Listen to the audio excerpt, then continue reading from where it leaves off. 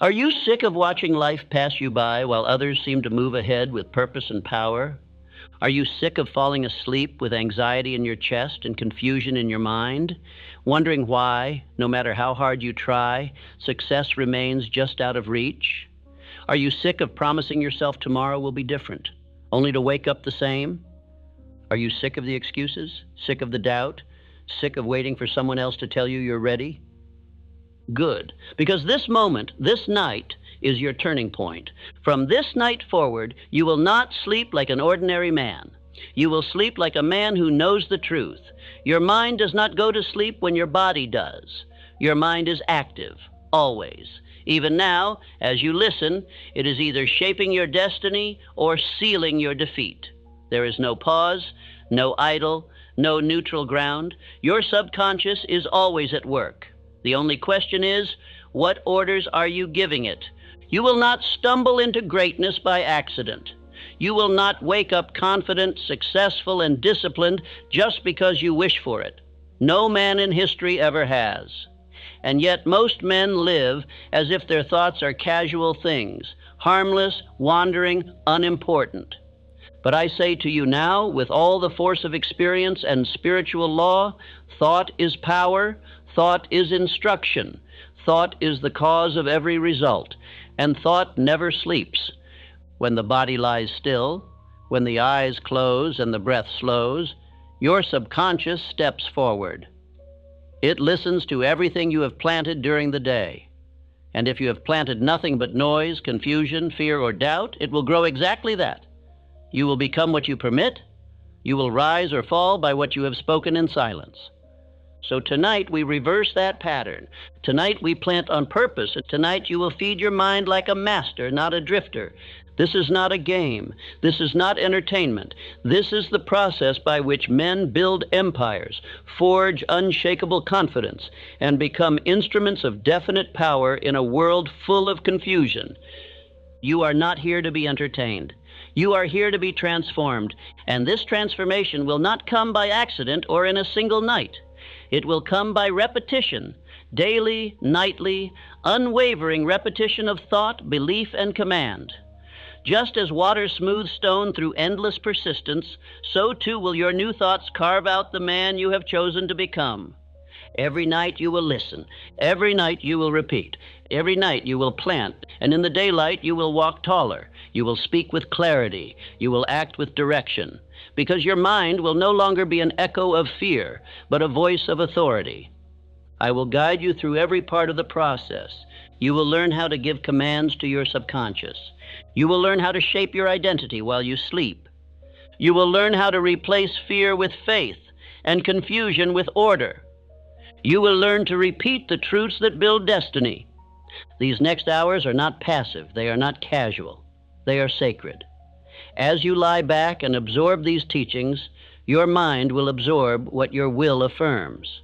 Your voice will become your compass, and your belief will become your bridge from this moment to your ideal life. You are not just listening to a voice. You are listening to the future version of yourself who already knows success. You are listening to the identity that is waiting to be built. You are listening to a man who does not hope, he decides. So expect no miracles tonight. Expect instruction. Expect a new mental order. Expect a new voice in your own soul, a voice that says, I am the master of my fate. I demand of myself the highest standard. I feed my mind with power, faith, and certainty. I rise, I act, I persist, I do not turn back. Let this be the beginning of the end of doubt. Let this be the end of fear. Let this be the death of indecision and the birth of your definite purpose. Tonight you become the gardener of your own mind, and I will walk beside you, and let us begin. The subconscious mind never sleeps. It does not close its ears when you do. It does not rest when your eyes shut. Long after your body has sunk into stillness, your mind continues to take instruction. It listens. It absorbs. It executes. Silently, obediently, and without pause. Every man is giving orders, whether he knows it or not. He may not speak aloud, but his dominant thoughts speak for him. They whisper fear. They repeat doubt. They replay failure like a broken phonograph hour after hour until the mind accepts these patterns as reality and begins to build a life around them. You are never inactive. You are never not becoming something. Every thought permitted is a brick. Every emotion repeated is a blueprint. Every image you hold with feeling becomes form. This is not theory. This is law. And the law does not care if you know it exists. It will still build your future in its image. Understand this: the hours of sleep are the richest soil for mental planting.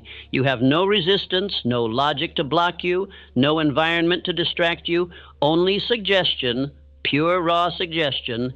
And that suggestion, if repeated with faith, will shape the iron of your character and the gold of your results. Most men use this time to rehearse disaster. They fall asleep thinking of their failures, their debts, their regrets. They imagine worst-case scenarios. They reanimate arguments. They allow television, gossip, worry, or fatigue to pour weeds into the garden of their mind. And they wonder why they wake up no stronger than they slept. But you will do the opposite. You will take command. You will not allow the night to drift by uncontrolled. You will use these sacred hours to instruct your subconscious with purpose. You will give it clear, repeated, definite orders, spoken with emotion, reinforced with belief, and repeated until they are carved into your very identity. Henry Ford did not dream of failure before bed. He visualized entire assembly systems running efficiently before they were even invented. He imagined cars produced so cheaply that every man could own one. And he became what he believed, not because he hoped, but because he repeated it so often that his mind could not conceive otherwise. Thomas Edison did not fall asleep in fear. He often drifted into unconsciousness on his workbench, focused so intensely on solving problems that the solutions would arrive in the night. He gave orders before he slept, and those orders bore fruit. He believed success would come, and so it did, because he told his subconscious so. You will now begin to use the same law, and you will begin now, this very night, not with hope, not with doubt, but with calm authority and spiritual certainty.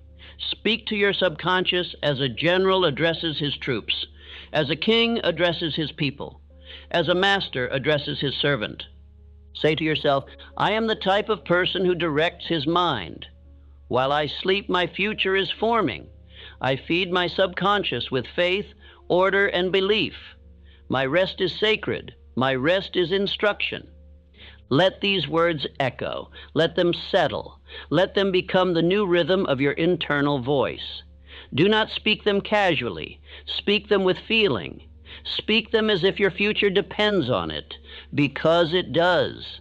Your subconscious is a receiver. It does not argue. It does not resist. It accepts what is repeated with emotion. It hears belief, it hears faith, and it obeys with divine exactness. This is why your results are never an accident. They are always a reflection of your dominant inner speech. The world has trained you to think passively. It has taught you that circumstances shape your life. But I tell you now, the truth is the opposite. Circumstance is the effect. Thought is the cause. And the cause is always under your command once you know how to give the order. What you attract is not what you want. It is what you believe, what you repeat, what you emotionally hold in the theater of your mind when no one else is watching. And it is this internal process that must now become conscious, disciplined, and definite. As you lie down tonight, I will instruct you to give yourself to this process with all your mental power. See your definite chief aim as already complete. Speak the attributes of your ideal self. Visualize the version of you who already commands wealth, health, order, confidence, and peace. Do not wait for it to feel real. Repeat until it becomes real. The man who waits for feeling before he acts is a drifter. The man who repeats truth until it becomes feeling is a master. You must master yourself before you can master results. And you must master thought before you can master self. Do not worry if it feels unfamiliar. All success is unfamiliar at first. You are building a new pattern. The old you was built through years of unconscious suggestion. You are now building the new you with deliberate thought, chosen affirmation, and repeated belief. Let no thought pass unchecked. Let no fear be rehearsed. Let no doubt be spoken. And if one arises, replace it immediately with truth. Say, that is not part of me. I no longer feed failure. I am becoming what I instruct. My subconscious obeys my word. The repetition of these truths is not a gimmick. It is law. Thought repeated becomes belief. Belief repeated becomes habit. Habit repeated becomes identity. And identity shapes every decision, every action, every result. This is not opinion. This is spiritual mechanics. You must not allow the world to choose your identity. You must not allow television, fear, or failure to become your instructors. From this moment forward, you choose, you lead, you build. Every night your subconscious is open. It is listening. What you tell it determines what it creates. Your wealth, your relationships, your opportunities, they are all shaped in this sacred silence. You are the sculptor. You are the architect. And the tool you must now wield is auto-suggestion, spoken with faith, repeated with certainty, emotionalized with desire. As you fall into rest tonight, say aloud, I am the type of person who creates his future. I plant faith, I plant courage, I plant power. My subconscious is a servant of my will. Every night I grow stronger. Every night I become more definite. Let these words become the lullaby of greatness. Let them become the new rhythm of your thought. Let them echo long after the voice fades, because while the voice may stop, your mind does not. The old world ends tonight. The new self begins now. Your mind is your garden, and tonight you must begin to treat it as sacred land. You must understand this fully. Whatever is planted in this garden, be it fear or faith, doubt or desire, clarity or confusion, will take root, and it will grow. Your mind, like the soil of the earth, does not judge what is planted. It only brings forth what is sown. If you do not plant deliberately, weeds will take root by default. That is the nature of neglected land, and that is the nature of the unguarded mind. Confusion, fear, insecurity, hopelessness, these are the weeds that grow when the gardener is asleep, distracted, or indifferent. And the world, being full of noise and opinion, will sow these weeds freely into any mind left open and unattended. Most men do not realize their divine duty as mental gardeners. They go through life reacting to whatever the world throws at them. They listen to the fears of others, absorb the doubts of the news, dwell on past failures, and call it realism. But realism is often just the refusal to cultivate thought. It is the language of mental laziness, and it breeds mediocrity. You are not here to live like that. You are not here to let others decide the crop of your life. From this moment forward, you must take back the tools of the gardener, the trowel of conscious suggestion, the water of repetition, and the sunlight of faith. You must dig up every root of fear. You must pull out every vine of hesitation. You must till the soil of your subconscious until it is ready to receive only what you have chosen to grow. Tonight, I ask you to walk through the garden of your mind. Close your eyes and see it. What is growing there? What images have you allowed to flourish? What beliefs have you tolerated that do not serve you? What stories have you repeated so many times that they now grow like trees, unchallenged? Now see yourself walking through that space with authority, with fire in your spirit. Begin to remove what does not belong. Uproot every phrase that starts with I can't. Burn every belief that was planted by those who gave up on their own dreams. Tear out the shame, the hesitation, the excuses, and the false identities. You are not the man others told you to be. You are who you decide to be. Once the ground is cleared, you must begin to plant. You must sow thoughts of strength, clarity, power, discipline, faith, and purpose. You must plant the belief that you are becoming the man who acts, the man who follows through, the man who does not drift, does not doubt, and does not quit. You must plant these truths night after night until they grow so large they crowd out all lesser thought. And how do you plant? You plant by repetition. You plant by affirmation. You plant by feeling. Speak these words aloud tonight with calm force and unwavering belief. I choose what thoughts grow in my mind. I am the gardener of destiny. I am the type of person who plants only what strengthens me. Every night, I cultivate the character I wish to become. These are not empty lines, these are seeds. And if you plant them now, if you return to them each night, they will grow. They will shape your language, your posture, your habits, your discipline, your boldness, your endurance, your success. But only if you repeat them, only if you feed them. You must also water them, and the water of the mind is repetition with emotion. Dry affirmations do nothing. But when you speak a truth with belief, with vision, and with feeling, you charge that seed with life. The subconscious responds not just to words, but to emotionalized thought. Thought soaked in belief becomes law. So visualize now. See yourself walking through the rows of your mental garden. See healthy trees of courage rising. See vines of persistence crawling up the trellises of your thought. See flowers of faith blooming where fear once lived. This is your new world. This is your private territory. Guard it, tend to it, visit it nightly. Do not allow weeds to return. If you catch yourself replaying failure, remove it. If you hear the voice of criticism, silence it. If fear tries to return, declare out loud, fear has no root here. This soil is sacred. It grows only power.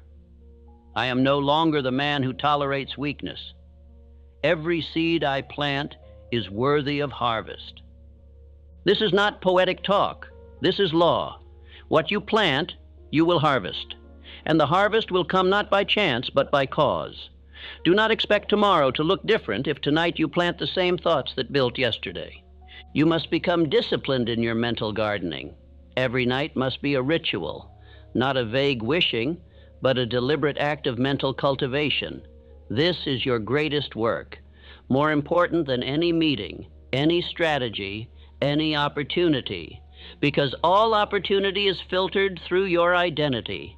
And identity is built in the silence of repeated thought. The man who masters this becomes unstoppable.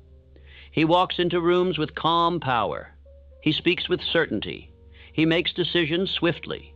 He persists with endurance, not because he is lucky, but because he has tended his mind like a sacred field and it bears the fruit of order. You must not leave this to chance. Most men never take this seriously. They let the weeds grow.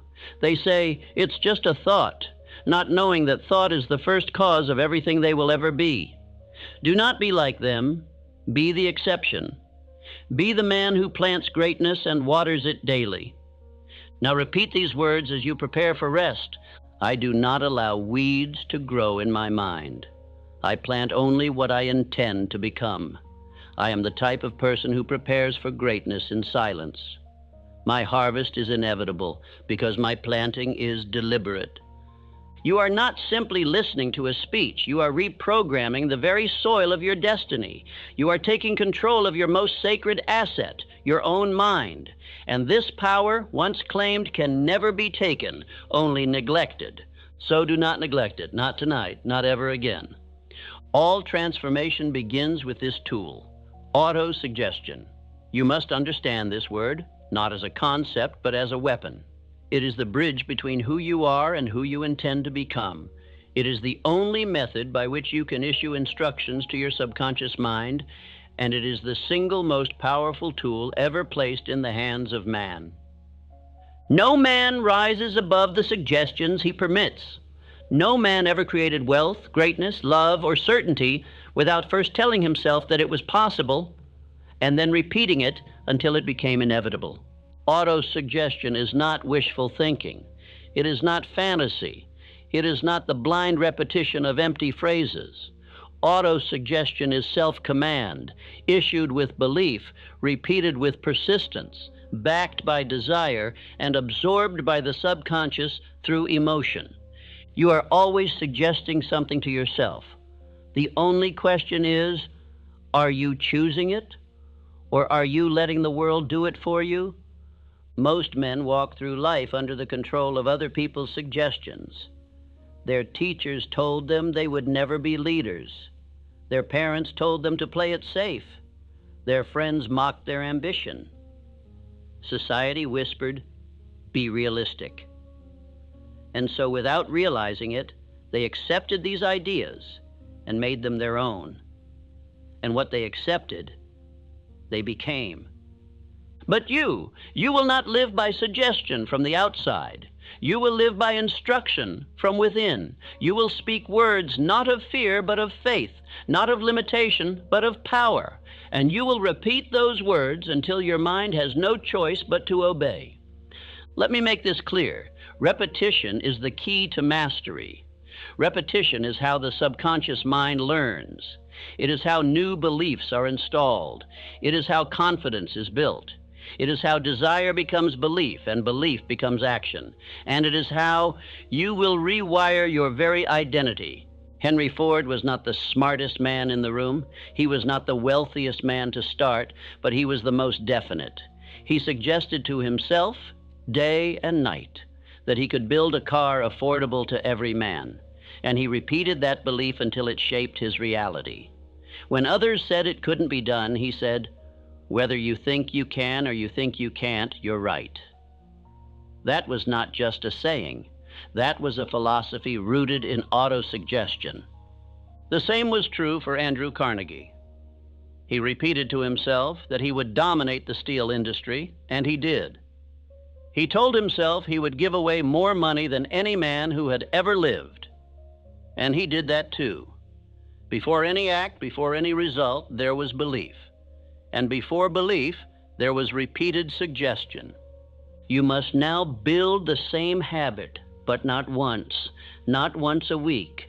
Not only when you feel like it, you must do it every night with intention until the very walls of your mind echo your command back to you in the morning. Here is your truth. If you do not give your mind instructions, it will obey the suggestions of fear, failure, and fatigue. If you do not speak belief into your soul, the world will whisper confusion into your spirit. If you do not affirm strength, your mind will default to weakness. You are the commander. You are the voice of authority. You are the master issuing orders to the most powerful assistant in existence, your own subconscious. And this assistant never questions. It accepts whatever is repeated with emotion, and it builds your results accordingly. Let us now make this practical. Each night, as you lie down to rest, you must begin your autosuggestion ritual. Do not wait until you feel like it. That is the mistake of the average man. You speak the truth until you feel it. You repeat the words until they become real. You plant the belief until it grows deep enough to sustain itself. The subconscious mind accepts only that which is repeated persistently and emotionalized with belief. This means you must speak your affirmations with feeling. You must believe that what you say is already becoming true. You must speak not as a beggar hoping for change, but as a king declaring what shall be. Here is your nightly command. I am the type of person who reprograms himself nightly. I use repetition to build identity. I speak truth to my subconscious and it obeys. My words create who I am becoming. I repeat what is powerful. I reject what is weak. These are your tools, and you will use them with discipline. Now let us go deeper. What should you be suggesting? What is worthy of your nightly repetition? Only this, the man you intend to become. Describe him clearly. Speak of his courage. Speak of his certainty. Speak of his wealth, his clarity, his discipline. Do not speak of what you want. Speak of who you are. Because if you suggest to your mind that you want something, it will believe you do not yet have it. Instead, declare, I am, I do, I act, I follow through, I persist, I lead, I build, I create.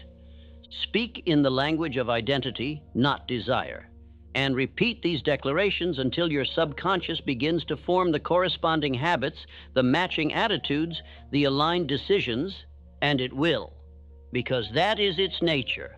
Let us pause and make this more specific. Take your definite chief aim and reduce it to a single clear statement. Speak it out loud. Feel it.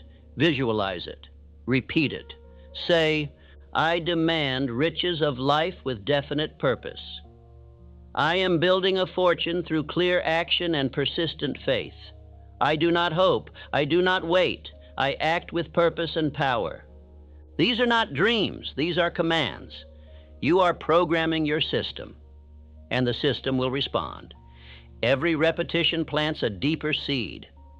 Every night waters the garden. Every phrase carved into your mind becomes a permanent groove, and that groove becomes character. Some will say, this is too simple. Let them say it. They are the ones who complicate their failure while mocking the simplicity of success. Great men do not require complex formulas. They require clear commands repeated faithfully. That is the work. That is the way. Now let us address doubt. At first your mind may resist. You may say the words and feel no change. That is to be expected. Your old identity has years of repetition behind it. You are not fighting an enemy. You are replacing an outdated pattern. And patterns yield to persistence. The subconscious yields to new orders, not once, but through habitual suggestion. So tonight you begin, and tomorrow night you continue. You will no longer drift. You will no longer permit random thoughts to lead you. You are the master of your mind, and you will act like it. You will speak truth. You will affirm power. You will build a new identity, brick by brick, line by line, word by word. Say aloud now, I do not leave my identity to chance. I build myself through repetition. Auto-suggestion is my tool. I use it with discipline. Every word I speak plants a law within me. You are no longer a slave to old belief. You are no longer a mirror of the world around you. You are the origin of your new self. And this new self is born in the silence of sleep, through the voice of repetition, through the law of suggestion, through the faith of a definite man. Let us seal this with your nightly affirmation sequence. Speak these aloud now and carry them into your subconscious as you fall into rest. I am the architect of my mind. I suggest strength, clarity, and direction. I persist in belief until my identity is forged. I am becoming all I choose to become. I speak power. I speak discipline. I speak destiny. This is the law. This is the method. This is the medium of power. What you see in your mind with emotion, you become in your life with certainty. This is not imagination. This is spiritual architecture. Your subconscious does not distinguish between real and vividly imagined. Whatever you visualize with belief, it accepts as fact and begins at once to translate into results. Visualization is not idle daydreaming. Visualization is instruction. It is rehearsal. It is blueprinting your inner world so the outer world must conform. Most men never understand this law. They hope, they wish, they vaguely want success, but they never sit down and see it. They never give their subconscious the image it needs to follow. And a mind without image becomes a life without direction. Tonight you begin a new ritual, the nightly vision of your future self. This vision is not casual. It is not abstract. It must be clear, emotional, and repeated. You must begin to live mentally inside the image of the man you intend to become until the subconscious, obedient and exact, builds him into reality. You become what you visualize nightly. You become what you repeat emotionally.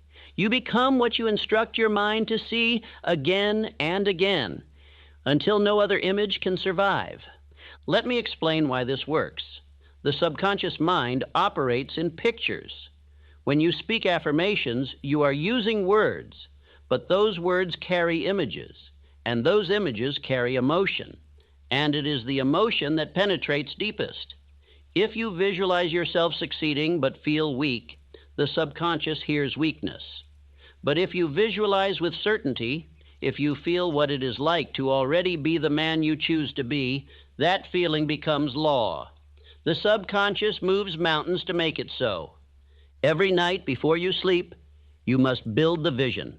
See yourself already living the life your definite chief aim requires. Where do you live? How do you speak? What kind of posture do you hold? What decisions do you make? How do others respond to your presence? This is not fiction. This is construction. You are forming the mold into which your mind will pour your future. This practice is not new. I used it myself when I sought to form the principles of this very philosophy. I built an invisible council in my imagination. Men I admired: Abraham Lincoln, Napoleon Bonaparte, Ralph Waldo Emerson, Elbert Hubbard, and others.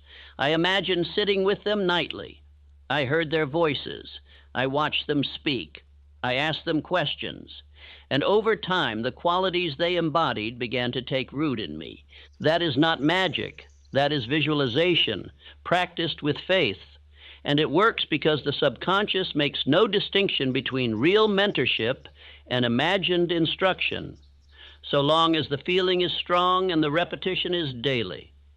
You must now create your own invisible council. Choose 5 men whose attributes you admire. They may be historical, personal, or symbolic.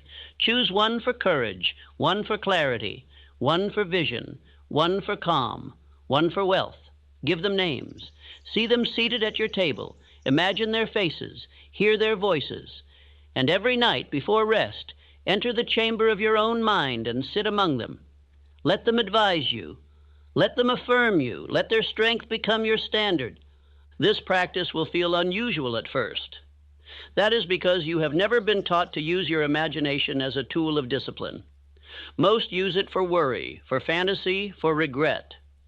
But the disciplined man uses imagination to program his future. And you must do the same. Now begin this exercise with me. Close your eyes. See the room. See the table. See your counsel seated with you. See yourself as you wish to be, strong, certain, decisive. Hear yourself speak. Hear the confidence in your tone. Hear your counsel nod in approval. Let the emotion rise. Let the vision become vivid. Let the image become unforgettable. This is the identity you are building. This is the future you are claiming. This is the image you will carry into your sleep and in time into your waking life. Let us now fix this vision with your spoken word. Repeat with feeling. I am the type of person who sees clearly before acting. I visualize success, and so I create it. My imagination is not fantasy, it is instruction. I build the image of my ideal life, and my mind obeys. What I see nightly, I become daily. Do not skip this step. The mind does not follow hope, it follows pattern. And pattern is built by repetition of image and word over and over until there is no room for the old self to remain. You must be consistent. Every night, return to your vision. Make it clearer. Make it stronger. Add detail. Add emotion. Rehearse it like a master. See yourself waking with purpose. See your day unfolding with power. See obstacles dissolve before your decisiveness. See yourself as the man who follows through. You are not rehearsing fiction. You are engraving identity. You are building the internal structure for external success. Do not expect the world to offer you more than your inner world can hold. Expand your vision, and your world will expand to match it. Some will mock this process. Let them. They live by accident. You are now living by design, and design begins in the mind. The greatest achievers in history were masters of internal vision. Carnegie saw the steel empire long before he built it. Edison saw the electric light long before it lit a room. Rockefeller saw financial dominion long before the world recognized his name. Each of them held a mental image that burned into their subconscious until they were compelled to act in harmony with it. You must now do the same. Every night return to your picture, speak its truth, feel its presence, live inside its energy, and in time the subconscious will accept no other alternative. You will begin to act as the man you have imagined. You will speak like him, walk like him, decide like him, and in time you will be him. Now say this with me. I am the man I have seen in my mind. I live from the vision, not from memory. I do not hope, I instruct. I do not wonder, I create. I become what I visualize, and I visualize nightly. These words are seeds. Your mind is the soil, and your future is the harvest. Plant with care, repeat with conviction, tend with persistence, and trust the law. Tonight you have begun to use the same faculty that built empires and transformed the course of history. The difference between the masses and the great is not talent. It is the will to hold a vision when others drift. You now hold that vision. You now walk with purpose. You now create your world from the inside out. You do not become successful by wishing. You do not become disciplined by accident. You do not become confident by chance. You become these things because night after night, in the hidden silence of your inner world, you are instructing your subconscious who you are. Whether you know it or not, you are always building identity. Every man walks in the image of the identity he repeats. The words you speak, the pictures you see, the emotions you permit, all combine into one powerful command. This is who I am. And your subconscious obeys. It does not argue. It does not question. It receives your repeated thoughts as law, and it builds your habits, your reactions, your decisions, and your destiny in perfect harmony with them. The tragedy is this. Most men are programming weakness into their identity without realizing it. They say things like, I'm not that disciplined. I just can't focus. I never follow through. I always get distracted. I'm not that type of person. And they say it with emotion, with conviction. And so the subconscious accepts it. And so it becomes true. If you say it often enough, it becomes who you are. But here is the power, the miracle, if you will. You can choose a new identity. You can speak a new image. You can repeat a new character until your subconscious removes the old and installs the new. And this change begins not in public, not in performance, not in the presence of applause, but in silence, in solitude, in sleep. Your subconscious is most open during the quiet moments before rest. And during these moments, you must no longer leave your identity to chance. You must become the sculptor. You must speak into your soul the man you have chosen to be over and over again until your every cell obeys. Identity is not fate. It is not fixed. It is not genetic. It is constructed. And construction is deliberate. Every builder knows this. You do not construct without a blueprint. You do not lay bricks without intention. And you do not build a self unless you first define what that self shall be. So define him now. Who is he? The new you, the strong you, the disciplined you, the definite you. What does he believe? How does he walk? How does he act under pressure? What does he say when others quit? What is his tone, his tempo, his presence? Now speak it, affirm it, program it. I am the type of person who follows through. I am the type of person who rises early and acts with purpose. I am the type of person who keeps his word. I am the type of person who works while others sleep. I am the type of person who trains his mind nightly. You may not feel it yet. That does not matter. The seed does not resemble the tree.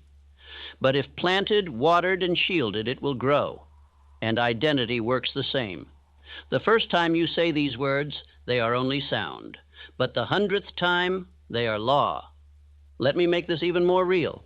Charles M. Schwab, the man who built U.S. Steel into an empire, was not born to wealth or position. He was not gifted anything, but he possessed what others lacked, the identity of a builder. He walked with the confidence of a man who already saw the result. He trained his thoughts. He chose his beliefs. He repeated success into his soul, and the world bowed to match.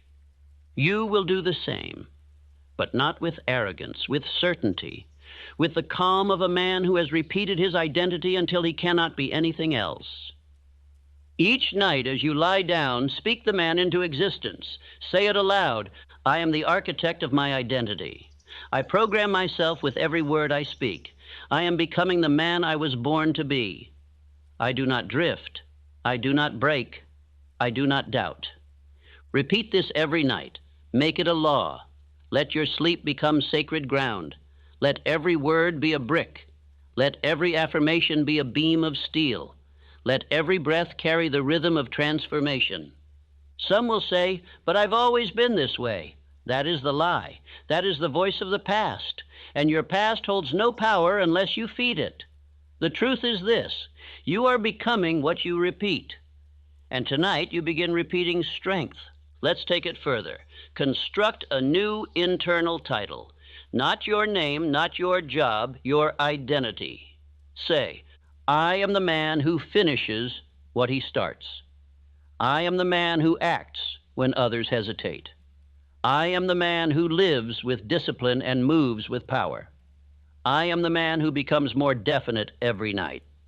Speak it until it becomes normal, and then keep speaking it, because the subconscious does not respond to enthusiasm. It responds to consistency. It says, he has spoken this 10 nights in a row. It must be real. And once it believes, it will instruct every nerve, every instinct, every habit to act accordingly. This is identity transmutation. This is not motivation. This is construction. This is the same process by which every great man remade himself. Not in public, but in private. Not through events, but through decisions. Not through chance, but through nightly programming of the self. Do not neglect this process. Do not skip a night. Do not allow laziness to interrupt your construction. You are not repeating words. You are repeating identity, and identity is destiny. Repeat now, slowly with feeling. Every night, I program my identity. Every night, I build the man I am becoming. I am not who I was. I am who I repeat I am. I am the type of person who leads himself with power. The new identity is forming, and I do not break the chain. Say this again. Commit it to memory. Let these be the final words you speak before sleep. Each night I instruct the man I become. Fear is not a mystery. Fear is not a monster. Fear is a habit, a mental pattern rehearsed, a suggestion accepted. And like all habits, it can be replaced if you are willing to confront it, strip it of its disguise, and speak a new command into its place. Fear is not power. Fear is obedience to the wrong voice. Most men are trained in fear from youth. They are taught to avoid risk, to stay small, to seek approval, to not stand out, to not try too hard. They are told that success is dangerous, ambition is arrogant, confidence is ego, decisiveness is reckless. These words become the rhythm of their thinking, and by repetition they become law. You were not born afraid. You were taught to fear. You rehearsed fear. You inherited fear. And worst of all, you accepted fear as identity. But tonight we begin a new process, a nightly replacement of the old habit with one of faith, power, and definite calm. There are 6 basic fears that every failure feeds: the fear of poverty, the fear of criticism, the fear of ill health, the fear of loss of love, the fear of old age, and the fear of death. These 6 ghosts walk the hallways of the subconscious mind, whispering lies if left unchallenged. And they are always stronger at night. Why? Because fear thrives in silence when the voice of faith is not present. When the conscious mind slows and external distractions fade, fear walks in, unless you do first. If you do not speak power into your sleep, fear will speak weakness. But you will not allow that anymore. You are not just removing fear, you are replacing it. A man cannot just stop being afraid. He must start being something else. He must install a new pattern, rehearse a new response, build a new identity. And that begins tonight with conscious thought, emotional suggestion, and the construction of spiritual opposites. Fear of poverty? Replace it with, I live in abundance. I am the type of person who attracts wealth. I believe in increase, not loss. Fear of criticism? Replace it with, I walk in confidence. I follow truth, not approval. I speak with conviction, not apology. Fear of ill health? Replace it with, I am the type of person who commands his health. I treat my body with discipline. I speak vitality, and I feel energy. Fear of loss of love? Replace it with, I give love freely and receive it fully. I am the type of person who inspires loyalty and respect. I am grounded, not desperate. Fear of old age? Replace it with, I grow wiser, sharper, more powerful with age. I am the type of person who becomes more valuable with time. I walk with timeless purpose. Fear of death? Replace it with, I live each day with purpose. I am at peace with eternal law. I do not fear endings. I live fully now. These are not just affirmations. These are spiritual swords. These are new habits in the making. And the only way to form a habit is by repetition, especially in the hours when your will is quiet and your subconscious is open. You must now create a nightly ritual, a fear replacement sequence. Each evening, you will identify one fear. You will name it. You will confront it. And you will speak 3 powerful truths to overwrite it. Do not skip. Do not delay. Do not negotiate with fear. You command it. You replace it. You rewire your mind with law. Let us now say the full sequence aloud. Speak it with calm force. I am the type of person who replaces fear with purpose. I do not rehearse fear, I overwrite it. I do not serve ghosts, I serve truth. Fear is not welcome in my subconscious. I repeat faith until fear fades. Understand? Fear is a shadow. It has no life of its own. It borrows breath from your attention. Withdraw your attention, replace it with command, and fear dies. But you must be consistent. You must speak courage even when you don't feel it. You must rehearse boldness until it becomes natural. You must plant power nightly, or fear will return by default. Let me give you an image. Picture your subconscious as a house. In this house, you have allowed a tenant named Fear to live for years. He knows the rooms. He walks freely.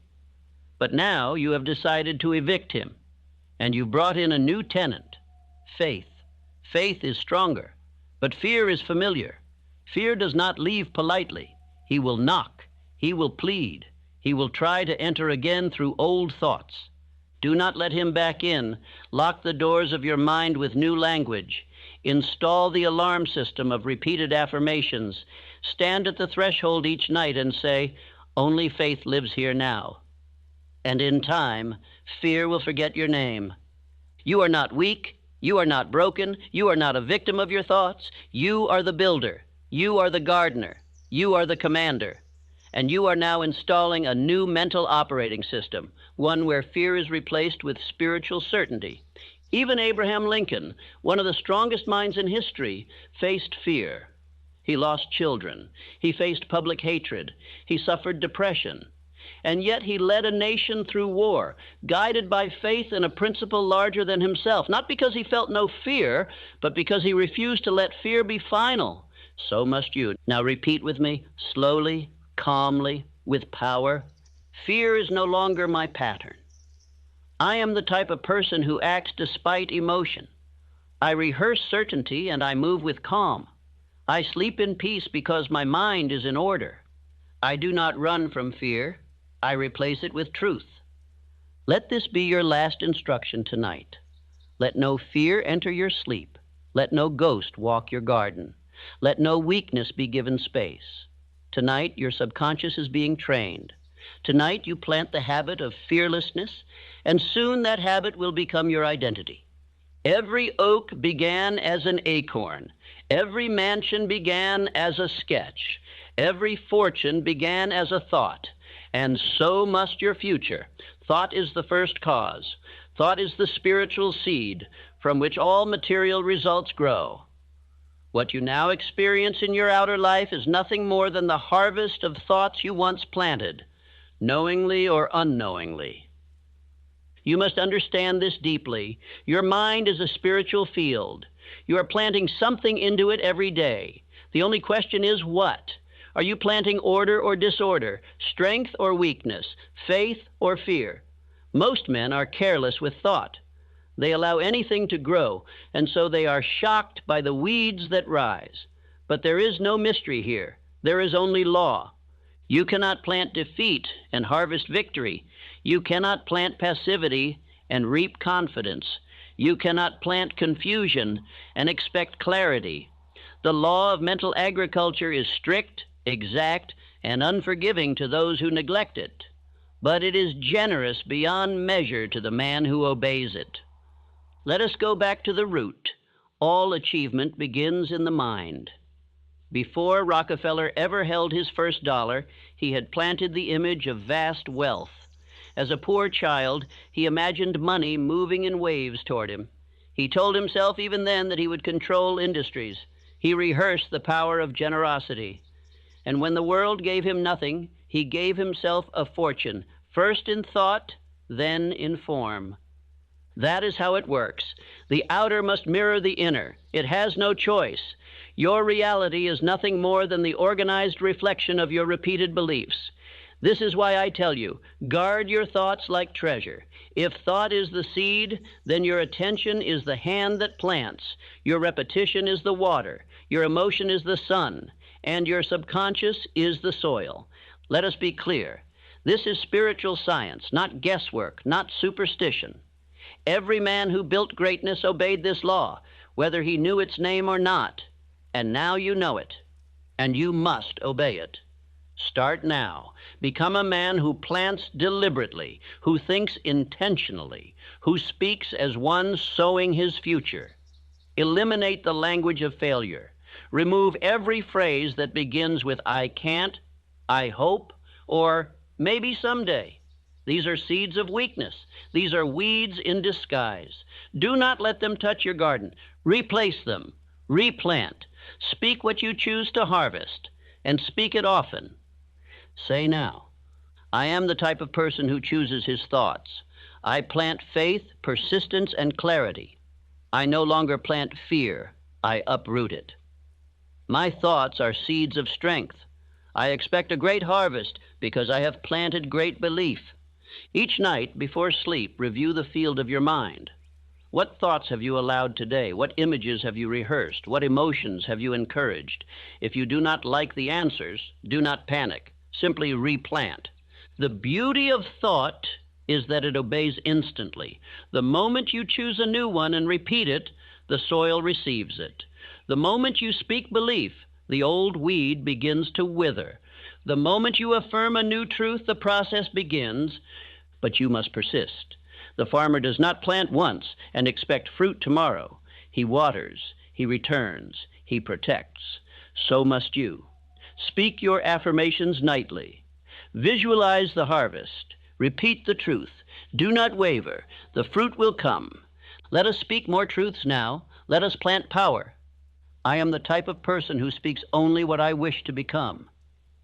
I do not permit random thoughts to rule me. I plant on purpose. I think with precision. My mind is sacred soil, and I treat it with honor. Everything I harvest tomorrow, I am planting tonight. Let me give you an image. Imagine a man who owns a plot of perfect, fertile land. The soil is rich. Anything planted will grow, good or bad. But the man is lazy. He throws scraps, weeds, and poison into the dirt. He allows strangers to toss in garbage. He lets wind and animals carry in decay. And when he sees his land overrun with rot, he weeps and curses the soil. That man is the common thinker, and you must not live as he lives. You must be the master cultivator. You must rise with purpose and plant with intention. You must say, "This land is mine, my mind is mine, and I will grow only what builds my life." That is the voice of mastery, and that is now your voice. Let us fix this deeper with repetition. Say, "I am not careless with thought. I do not allow others to plant in my mind. I plant with faith and water with repetition. My thinking is not passive, it is productive. I think like a builder, I plant like a master." Understand this, even your self-talk is seed. When you speak, your subconscious listens. When you complain, it takes orders. When you affirm, it builds. When you visualize, it shapes. Your results are not random, they are grown, and you are the grower. No more excuses, no more hoping, no more wondering. You are the farmer. You are the cause. You are the planter of destiny.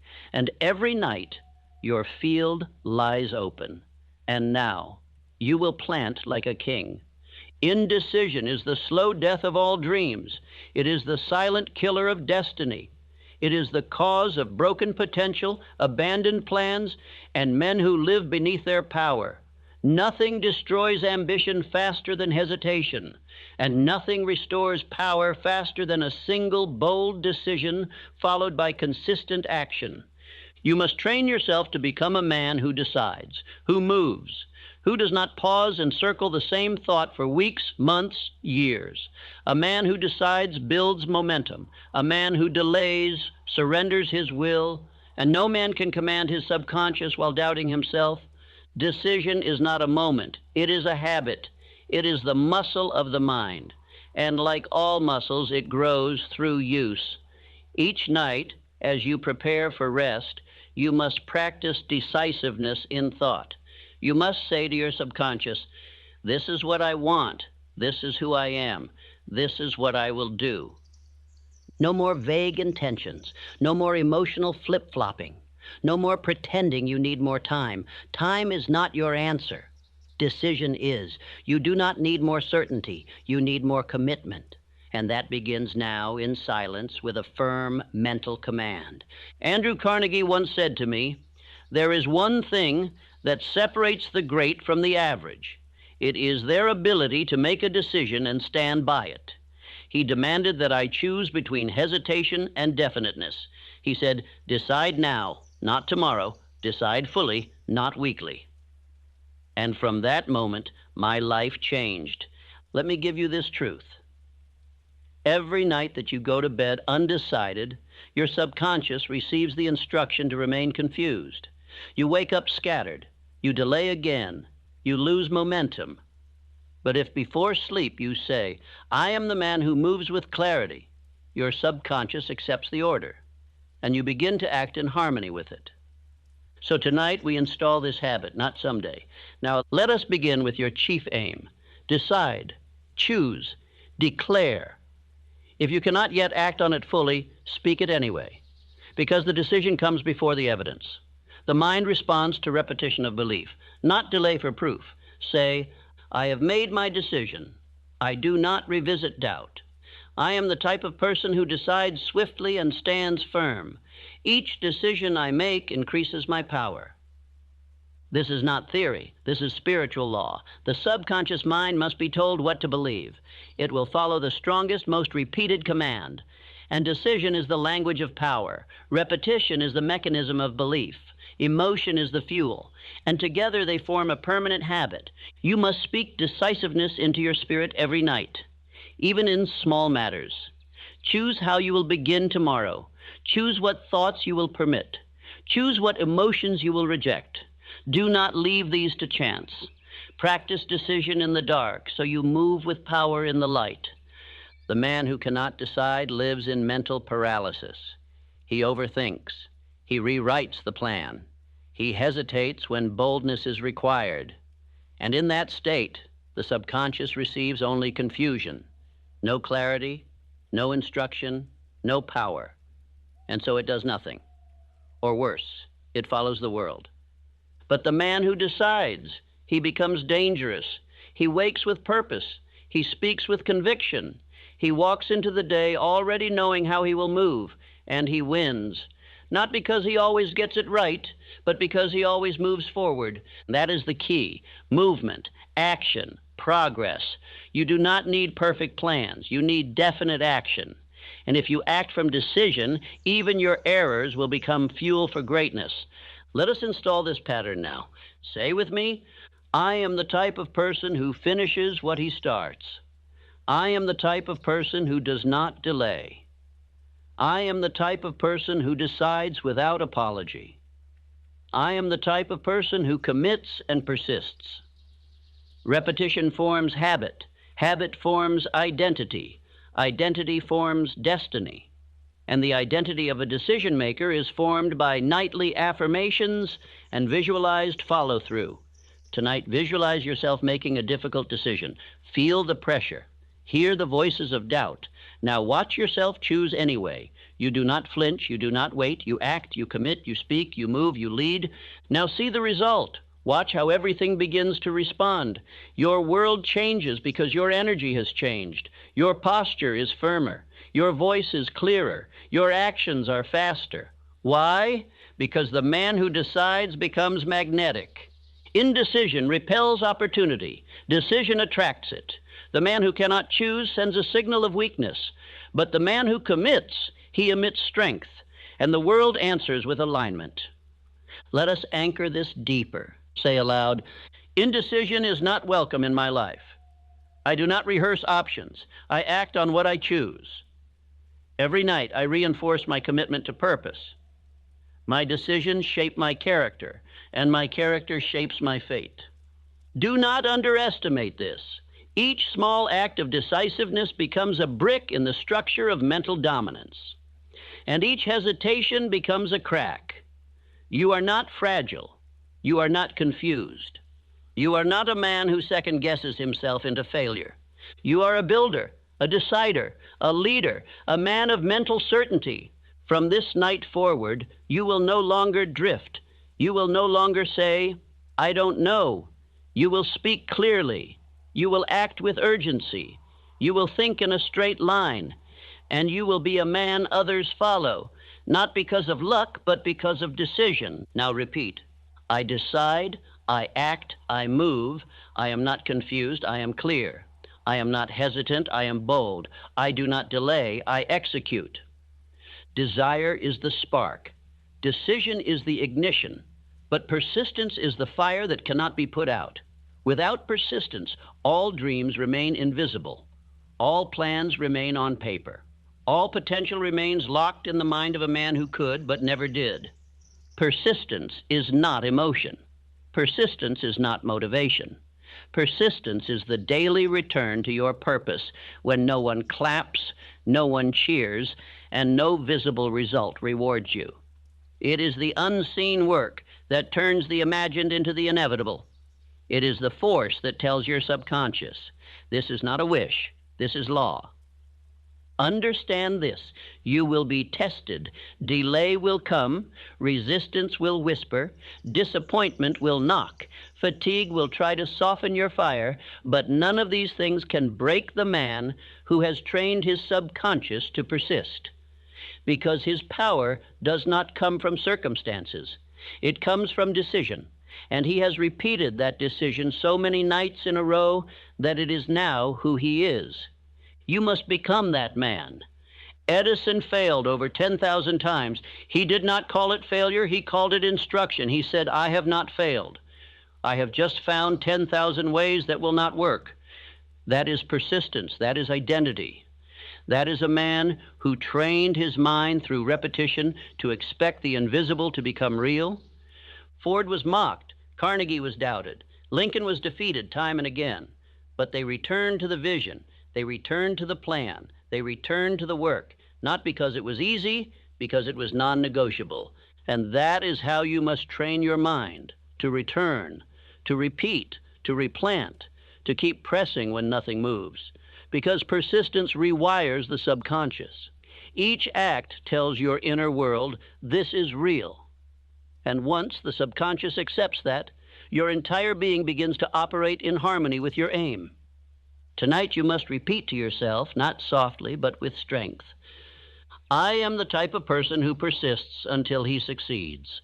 I do not give up. I do not slow down. I do not disappear. I return daily. I return nightly. I return always. I am relentless. I am certain. I am unwavering. These words are not decoration. They are fuel, and you must speak them into the fire of your soul until they no longer sound like affirmation, but like truth. Let us now speak about time. Most men measure progress by how quickly they see results, but the master builder understands that delay is part of the process. You cannot reap in the same season you sow. If you plant wealth tonight and dig it up tomorrow to check the roots, you have killed the process. Faith is needed, yes, but even faith must be accompanied by persistence. So when the days are quiet, persist. When others forget their goals, persist. When the old habits knock on your door, persist. When your mind says, maybe I'm not cut out for this, say, I persist until I succeed. The subconscious does not respect the man who gives up, but it builds monuments for the one who keeps showing up. Let us now practice the ritual of mental return. This is your nightly reinforcement of action. You will say this every night until it becomes your spine. No matter how I feel, I return. No matter what I see, I act. No matter how long it takes, I endure. My mind is trained to persist. Now visualize. See yourself building a wall. You lay one brick each day. You do not look at the entire wall. You focus on the brick. And each night before sleep, you see the wall growing. You feel the progress. You trust the system. That is persistence. That is momentum. That is how the invisible becomes visible. Do not fall for the trap of impatience. That is a temptation of the weak. The world will try to convince you that if it does not happen fast, it is not working. But the truth is this: if you are acting, repeating, and believing, it is always working. You must anchor your soul in the truth that progress is inevitable when effort is consistent. So say with me now, I do not measure by speed. I measure by direction. I plant daily, trust deeply, and harvest in time. I act in faith, persist through silence, and expect results. I am not shaken. I am not moved. I am not deterred. Every great man was once laughed at, doubted, criticized, ignored, but he continued. He spoke belief. He acted again. He returned to his purpose with blood in his eyes and faith in his heart, and the world yielded, not to his talent, but to his persistence. You are now becoming that man. Let this be your identity. I am the type of person who never quits. I return when others rest. I continue when others stop. I persist when others complain. I finish what I start. This is how mountains are moved, not in one day, but in thousands of small movements, each one powered by persistence. This is how wealth is built. This is how strength is built. This is how character is built, not through moments, but through identity reinforced over time. So tonight, as your body rests, your subconscious will be instructed with these final affirmations. Speak them calmly. Speak them repeatedly. Speak them with fire. While I sleep, my identity strengthens. While I rest, my character is fortified. Every night, I return to my purpose. Every night, I become more persistent. Every night, I build the invisible. This is your power. This is your advantage. This is your spiritual edge. The common man forgets. The drifting man quits. But you persist. All achievement begins first in the mind. All riches are born in thought, given form by clarity, and sustained through organized planning. Without a plan, desire is nothing but noise. Without structure, faith is scattered. Without direction, even the most powerful ambition collapses into frustration and fatigue. And so I say this to you plainly. You must begin each night with order in your mind, not chaos, not confusion, not emotional drift, but the firm clarity of a man who has charted his course and intends to arrive. This principle is often misunderstood. Men think planning is something you do once, a document, a goal sheet, a strategy you write and file away. But I tell you, planning is a nightly ritual. It is mental preparation. It is spiritual alignment. It is the architect sitting with the blueprint every evening and saying, let me see clearly, let me move deliberately, let me build precisely. Most men live reactively. They wait to see what the day brings. They stumble into tasks. They respond to others. And they wonder why their dreams grow no closer.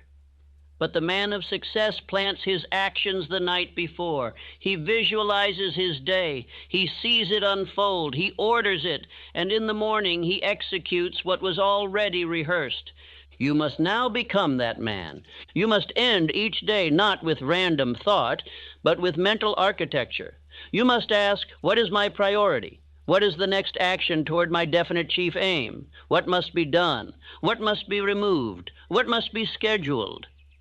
Then you see it, you feel it, you plan it, and you command your subconscious to act upon it. Because the subconscious builds in silence. It does not wait for daylight. It works while you rest. And it works best when you give it clear, definite, emotionalized instruction. Say this now. I do not wait for order. I create it. I am the type of person who ends each day with a plan. My subconscious executes what I feed it. My results follow my structure. I do not wander. I construct. Let me share with you a story.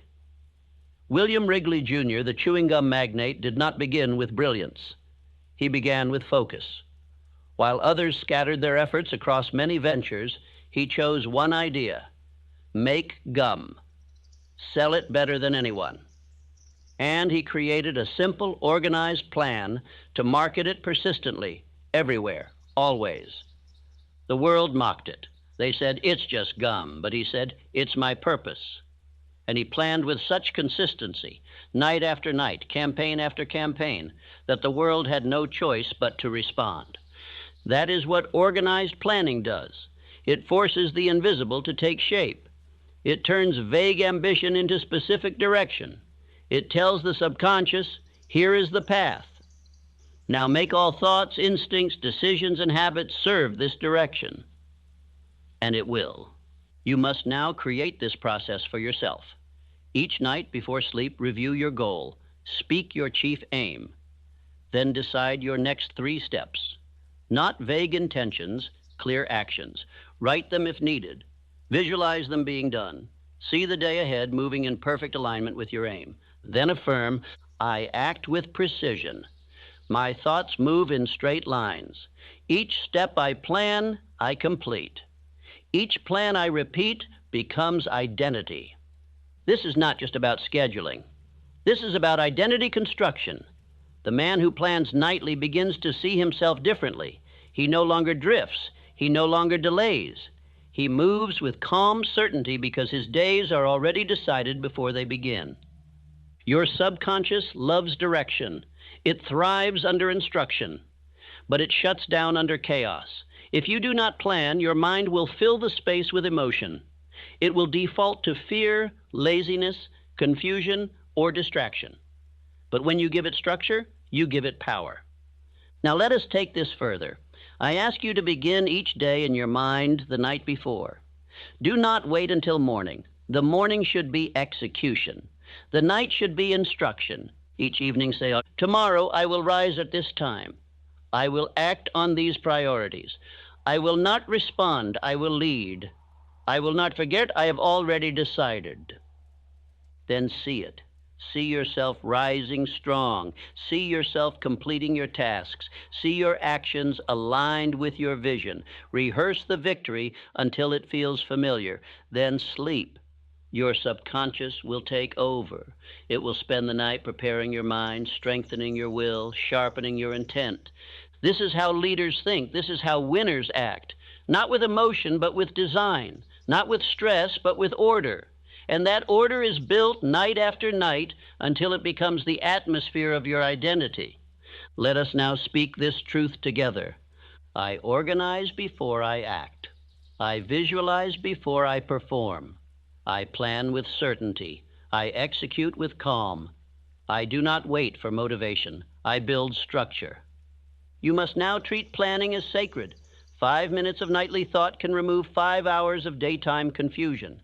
When the mind knows what it must do, it ceases to wander. It moves with grace, with power, with focus. Repeat, I do not guess, I decide. I do not react, I lead. I do not wonder, I organize. I do not fear, I prepare. This is your new habit. Every night, without fail, review your aim. Break it down into steps. Feed those steps to your subconscious. And trust the system, trust the process, trust the law. Because the law says whatever is repeated with clarity and emotion must be built into action. This is the foundation of your future. Knowledge is not power. Let no man deceive you. Knowledge is only potential power. It becomes real power only when it is organized, specialized, and acted upon with persistence. And the most powerful knowledge is not gathered in noise. It is absorbed in silence. You live in a world overflowing with information, but very few ever transform because they are not absorbing with purpose. They are collecting facts. But facts without direction are like bricks without mortar. You must turn knowledge into instruction. You must decide what you are building, and then absorb only that which supports your structure. That is why I tell you this. Every night before sleep, feed your subconscious with specialized knowledge. Not noise, not distraction, not commentary. Read something with power. A paragraph from a proven book, a sentence from a wise man, a principle from this very philosophy. Then let your subconscious do the rest. The conscious mind digests facts, but the subconscious absorbs impressions. It stores emotion. It builds patterns, and it does not sleep. As your body rests, your inner world continues. And if you feed it silence, focus, and truth, it will turn simple knowledge into applied power. This is not theory. This is how every great thinker trained his mind. Thomas Edison did not cram books. He studied purposefully, and then he let his subconscious connect the unseen parts. That is why he slept on his workbench. He understood that the real work began after the reading, when the subconscious began its construction. You must now apply this principle. 10 minutes before sleep, read something powerful, not a full book, a focused idea, a tool, a truth.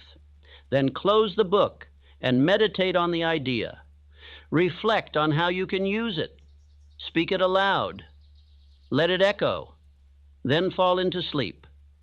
This practice, done consistently, will yield more wisdom than 1,000 unread volumes. Why? Because it is digested knowledge. It is processed in silence. It becomes part of your mental machinery. Let us now declare this truth. I am the type of person who absorbs knowledge silently. I read with purpose. I reflect with discipline. What I read before sleep becomes part of who I am. I do not collect. I internalize. Let me now tell you of a man whose writings did just that. Elbert Hubbard, a thinker, a printer, a philosopher. His essays were short, but they were potent. When I read his words before bed, I did not just read them. I listened to them. I sat with them. I repeated them in my mind, and they changed me, not because of their size, but because of their concentration. That is the key. Concentrated, repeated, and reflected instruction.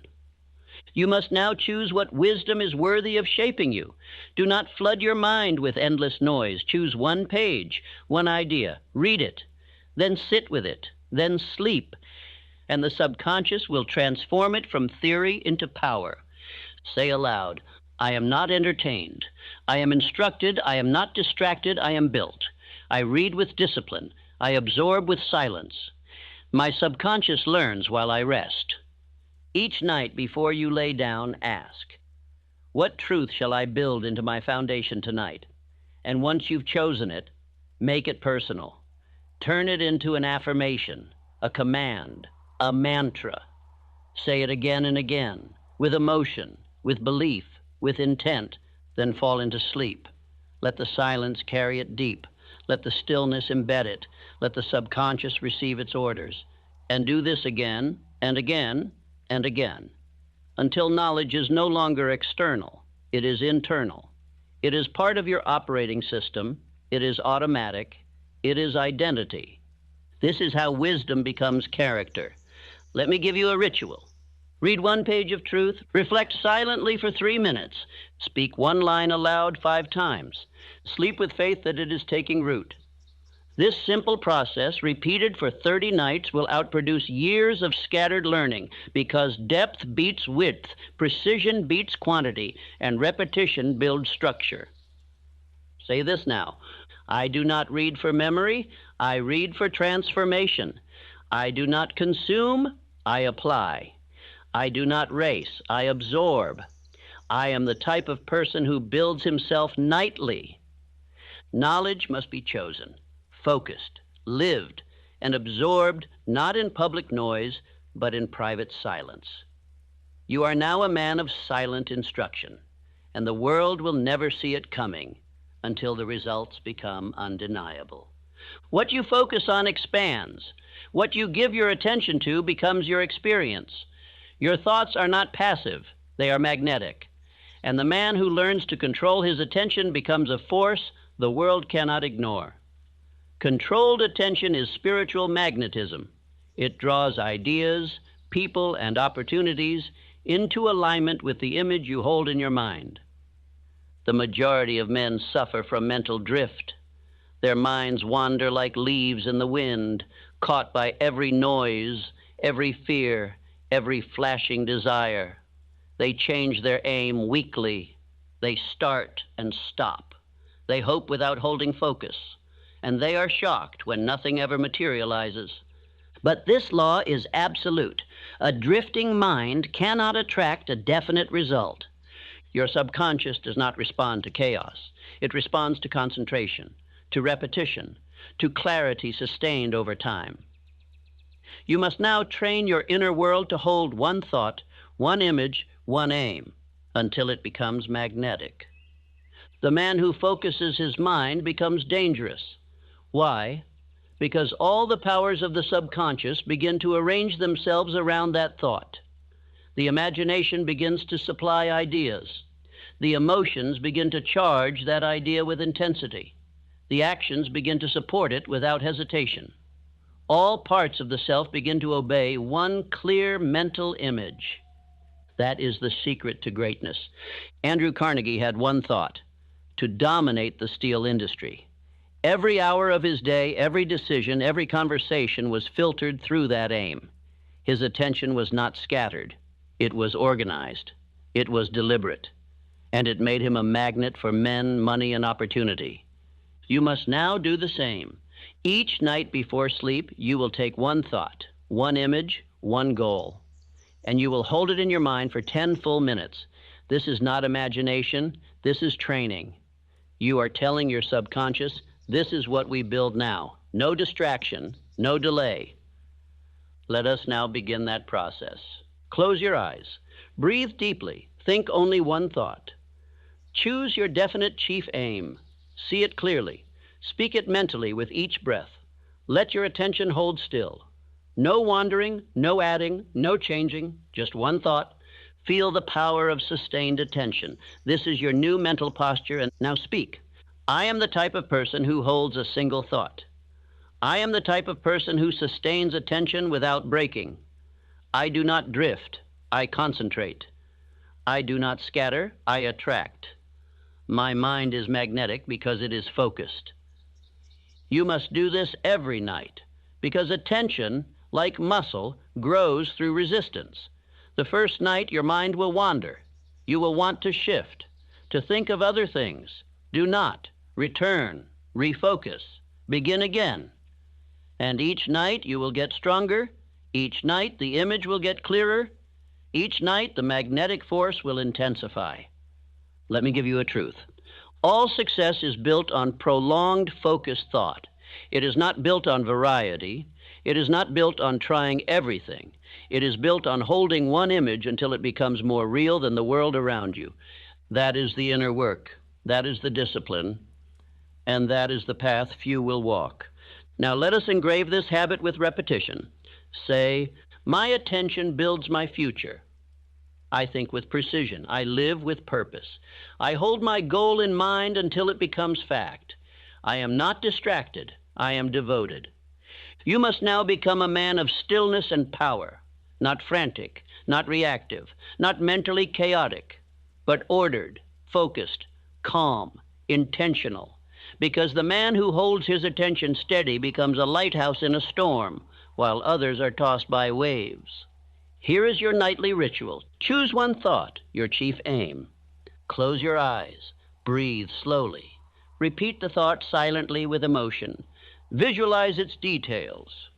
Hold it. Feel it. When distraction comes, return. End by affirming, I am the type of person who holds focus. My mind obeys my will. I attract what I hold in mind. This is not optional. This is essential. You will become what you think about if you can hold the thought long enough. Now imagine your mind as a lens. Most men scatter the light. They produce no fire. But you, through controlled attention, focus that light into a flame. That flame becomes burning desire. That desire becomes faith. And that faith, backed by action, becomes fact.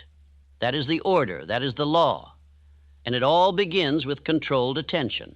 Let us now repeat. I think only of what I intend to create. I reject distraction as a thief. I return to my aim until it becomes my identity. My thoughts are servants of my purpose. My focus is a magnet for opportunity. Tonight you train your attention, and tomorrow your attention begins to train the world around you. You are never truly alone. Though the room is dark and the world has gone quiet, you carry with you the invisible company of every idea you've accepted, every voice you've allowed to speak into your life, every impression you have stored. You are always surrounded by influence. The question is not if you are influenced, but by whom. This is why the master mind is the greatest unseen force available to the man of purpose. It is the deliberate formation of spiritual alliance, not with chance companions, not with idle thinkers, but with chosen minds, selected by you, assembled by you, and directed by you to shape your decisions, discipline your thoughts, and elevate your spirit. A true master-mind alliance begins not with other people, but in your imagination, in the quiet, in the stillness, in the hours when your subconscious becomes most fertile. While others drift into sleep as orphans of thought, you must enter a sacred room where giants sit, where builders speak, where faith is multiplied through communion with greatness. This is not fantasy. This is instruction. This is how I trained myself. Each night I sat in my mental chamber. I invited men I admired, not in the flesh, but in principle. Abraham Lincoln for moral fortitude, Napoleon Bonaparte for strategic decisiveness, Emerson for spiritual clarity, Carnegie for wealth and order, Hubbard for precision of thought. I gave them chairs. I gave them voices. I gave them life in my imagination, and they spoke back. Not because they were ghosts, but because I had so studied their qualities, so admired their values, so repeated their wisdom, that my subconscious built composite impressions of their character. And once those impressions were formed, I could summon them at will. I could consult them. I could hear their tone. I could feel their counsel. And over time, something miraculous happened. Their strength became mine. Their decisiveness became mine. Their thinking became my habit. Their posture became my standard. Until one day, I no longer imagined being strong. I was strong. I no longer borrowed courage. I possessed it. The alliance had done its work. I was no longer a student of greatness. I was a vessel of it. Now you must do the same. Tonight you begin building your council. Choose 5 men, not randomly, but with intention. Ask yourself, what do I lack? What virtues must I reinforce? What strengths do I admire? Then choose accordingly. If you lack courage, find a lion. If you lack faith, find a prophet. If you lack discipline, find a builder. Choose men who challenge you, not to flatter you, but to forge you. Give them names. See their faces. Study their lives until you can hear their voices. Then each night before sleep, enter your council chamber. It can be a room, a table, a firelit hall. Make it sacred, make it detailed, and sit down.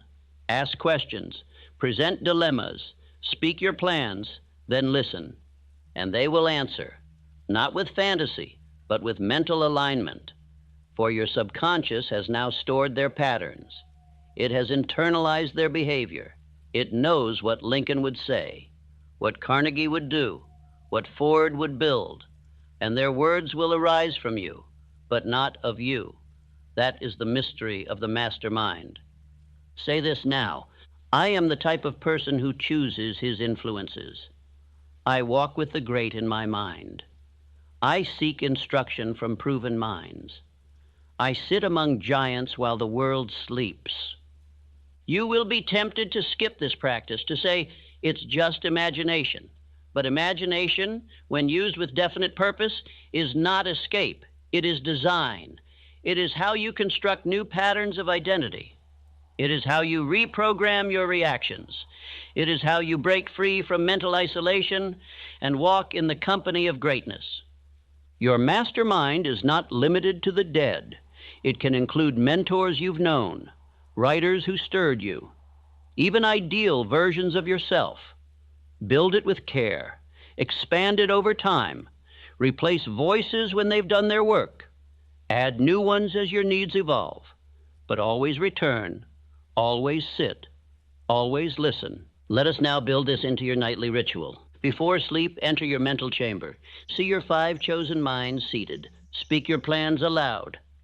Ask a question that matters and listen silently. Observe who speaks. Feel the conviction rise. Leave the chamber with certainty. Do this nightly. Let no excuse keep you from this spiritual practice, because each night you meet with your mastermind, you increase in power. You become less reactive, less doubtful, less fragile, and more composed, more decisive, more commanding. You are no longer alone in your development. You are advised by strength, and that strength will become your instinct. Now say with me, while others sleep in drift, I sleep in counsel. While others sink in worry, I rise in wisdom. While others hope for direction, I receive instruction. My mastermind shapes my identity. I am the type of person who walks with the wise.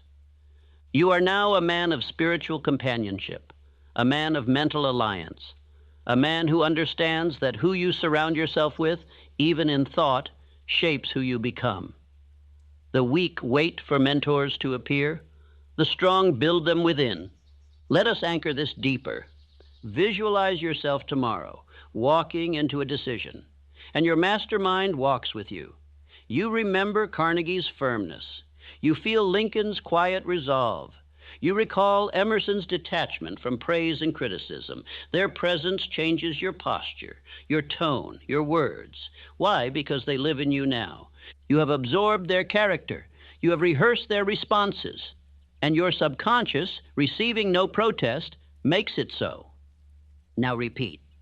My mind is not a chamber of fear. It is a hall of counsel. I choose who speaks into my subconscious. I create a sacred alliance of thinkers, builders, and leaders. Each night I sit in greatness. Each day I walk in power. Let this practice mature. Add detail. Strengthen the habit. Make it permanent. One day others will ask, how did you become so calm, so wise, so steady? And you will smile, knowing the answer lies in a quiet room no one else can see, where giants speak and you listen. There is a law working in your life right now, whether you recognize it or not. It is silent, it is unseen, but it is unbreakable. This law is not emotional. It does not favor the strong or punish the weak. It simply does this: it makes permanent whatever you repeat. I call this the law of cosmic habit force. Just as gravity never forgets to pull, and just as the sun never forgets to rise, this law never forgets to reward repetition. You do not need to feel strong for it to work. You do not need to feel worthy. You only need to be consistent, and it will bend your entire being, your thoughts, your instincts, your habits, toward the image you have fed it.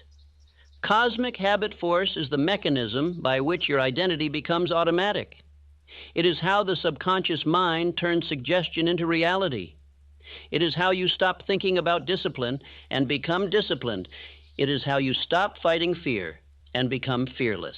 Not by inspiration, not by emotional bursts, but by habitual thought, action, and belief. Most men change for a day, a week, or a month, and then they return to drift. Why? Because they stop short of triggering the law. They stop repeating before it becomes identity.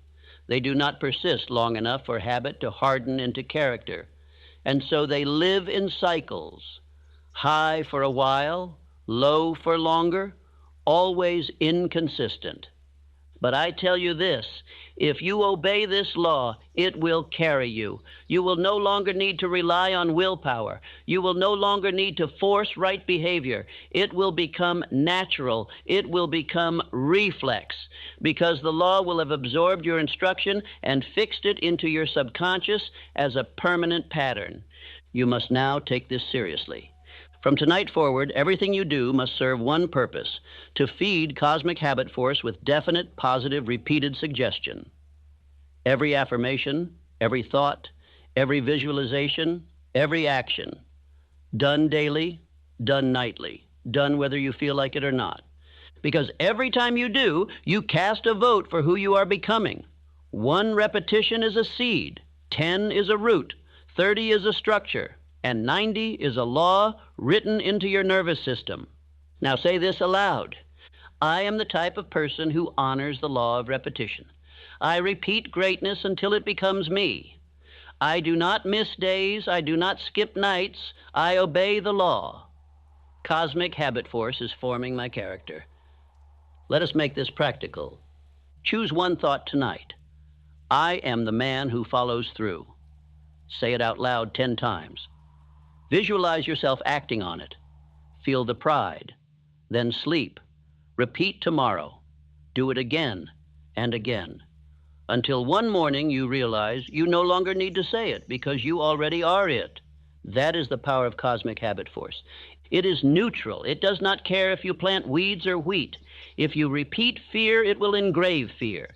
If you repeat courage, it will engrave courage. The law does not discriminate. It only obeys. So what will you choose? You now know that nothing is neutral. Every word you speak before sleep is either building you or breaking you. Every image you visualize is either sharpening your identity or scattering it. Every suggestion you whisper is either aligning your will or weakening it. Let us anchor the truth. I am the type of person who uses repetition to reprogram my life. I do not rely on moods. I rely on laws. I do not try. I train. I do not wish. I repeat until I become. The man who respects this law becomes unstoppable, not because he is gifted, but because he outlasts the world. While others drift in emotion, he moves with habit. While others get excited and quit, he builds silently. While others seek shortcuts, he builds systems. And his life bends to him, not all at once, but always over time. Do not stop short. Do not expect reward after 3 days of effort. The seed does not bloom at once. The identity you desire will take weeks, months of uninterrupted alignment between thought, word, and action. But once it takes hold, once it becomes reflex, you will not be able to fail. Because your system, your mind, your body, your emotions will all move in harmony with the identity you've engraved. Let's declare this now. My subconscious is being shaped by my habits. My habits are being shaped by my repetitions. My repetitions are deliberate and definite. The law of cosmic habit force is working for me now. Repeat this phrase with power and pause. I am the man I repeat I am. And repeat again. Every night I obey the law. Every night I become more consistent. Every night I write identity into my soul. Let others look for signs. Let others chase emotion. You build habit. You repeat until belief becomes normal. You act until excellence becomes unconscious. You think until greatness is no longer a wish, but a mechanical process. That is mastery, that is law, that is cosmic habit force in motion. Now visualize this law at work. Picture your subconscious as a vast machine. You drop in the same command every night, and slowly the gears begin to shift. The old programming is pushed out. The new structure begins to harden. And one day, the machine runs without resistance, because it now runs on your new identity. That day will come if you repeat, if you persist, if you obey. Say now, one last time tonight, I repeat until it becomes natural. I persist until the law takes over. I am guided by repetition. I am governed by order. The law of cosmic habit force is building my future in silence. Sleep now. But no, the law does not sleep. And it is working for you. Nothing happens until a man wants something with fire in his belly. Nothing builds, moves, or rises until desire becomes dominant over fear. And no force is more misunderstood by the drifting masses than burning desire. They confuse it with wishes. They mistake it for hope. They treat it like a spark. But desire, real desire, is not fleeting. It is sustained fire. It is not polite. It is consuming. It is not emotional. It is spiritual fuel. You must develop burning desire until it becomes the master emotion of your subconscious mind. Burning desire is the one thing no man can give you. I can teach you principles. I can show you laws. I can direct your attention. But if you do not want with intensity, if your desire is not flaming with faith, your mind will never move. Because the subconscious mind only obeys thoughts that are backed by emotion. Cold thoughts do nothing. Lukewarm aims fade, but fiery intent that builds destiny. I must ask you now, what do you want? Not vaguely, not someday, not in passing, but definitely, with heat, with hunger, with unshakable demand. If you cannot answer that clearly, your subconscious cannot serve you, because the mind cannot build a house with no blueprint. So tonight you must write it, declare it, feel it. You must say, this is what I want. I will not retreat. I will not negotiate. I will not forget. I demand this of myself. I demand this of life. Now speak this aloud. I am the type of person who moves with burning desire. I no longer wish, I demand. I no longer wait, I act. I no longer whisper, I declare. Desire must be specific. It must be spoken. It must be emotionalized. And above all, it must be repeated. Each night, each morning, each moment when your will begins to soften. Because if you do not feed your desire, the world will feed your doubt. Let me take you back. There was a young man, bold but unknown. He came to Andrew Carnegie and said, I want to be in your service. He did not ask for a position. He did not beg for approval. He came with a look in his eye, a fire in his voice, and a belief that would not yield. And Carnegie, one of the hardest men in industry, gave him a seat at the table. Why? Because burning desire speaks louder than credentials. It carries the voice of certainty. It makes others believe because the man himself believes. That young man had no title, but he had fire. He had definiteness. He had the one thing that cannot be taught in school, a will that refused to be denied. That is what you must now build. Let me now give you the ritual of desire. Write your definite chief aim every night before sleep. Read it aloud with emotion. Close your eyes and see it as real. Say, this is mine. I am this man. I will have this life. Repeat until your heart beats faster. Sleep with this fire in your chest. The subconscious is not moved by facts. It is moved by feeling. And desire is the emotional magnet that pulls every law into alignment. Faith flows into desire. Action follows desire. Persistence lives inside desire. Planning is directed by desire. Without it, the entire system collapses. Say with me now, I want what I want, and I claim it. I feel my desire rising. My desire is bigger than my fear. My desire directs my attention, my thoughts, my habits. You will be told to cool it, to be reasonable, to aim lower. You must reject this, because the man with burning desire has already decided that life will meet him at the level of his demand. He does not ask if it is possible. He tells life what he will accept, and then he moves in that direction until reality yields. Repeat with intensity. I demand riches of life with definite purpose. I am not interested in small goals. I build grand desires. My desire is the engine of my will. I speak what I want, feel what I want, act on what I want. Now visualize, see yourself 1 year from now, not hoping, not questioning, but having, owning, living what you once only imagined. What brought you there? Desire, unyielding, unwavering, untiring desire. You stayed with it, you repeated it, you became it, and so it became yours. Let us return to Carnegie. He said this to me once, and I have never forgotten it. If a man can make up his mind to be something and stay with it long enough, the world must step aside. Even fate cannot hold him back. That is the spirit of burning desire. Let us now engrave it. I am the man who never lets desire fade. I am the man who revisits his goal nightly. I am the man who reads, speaks, and feels his purpose. I am the man who lights his soul on fire until the world reflects it. And understand this final law: desire becomes identity. Identity becomes habit. Habit becomes results.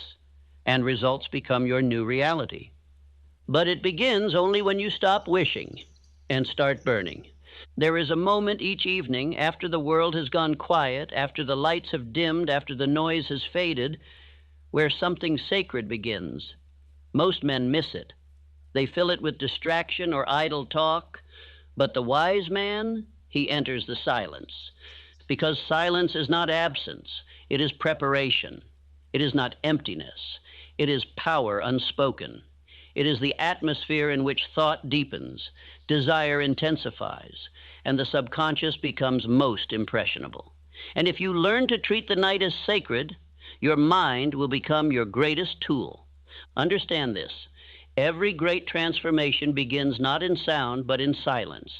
Before the action, there is decision. Before the declaration, there is thought. Before the outward success, there is inward stillness. And the man who honors the silence of the night trains himself to live from within, not from without. Most men fall asleep reacting. They bring the day with them, the arguments, the failures, the scrolling images. They lay their head down, but their mind is full of debris. And so their subconscious receives clutter, not command. It drifts instead of builds. And they wonder why their mornings feel heavy, why nothing changes. But you must do it differently. You must clear the room, quiet the noise, create a sacred atmosphere before rest. Do not speak unless it strengthens. Do not consume unless it instructs. Do not enter sleep without emptying your mind of all that is unworthy. Because silence is not just peace, it is the voice of order. Say this now. I am the type of person who ends the day in silence. I protect my mind from noise. I treat the night as my temple. What I allow in the silence becomes who I am. Let me guide you into this practice. Each night, 30 minutes before rest, step into silence. No music, no news, no distractions. Sit upright or lie down, but be present. Close your eyes. Breathe slowly. Begin to review your day, not in judgment, but in reflection. What did you think? What did you say? What did you allow?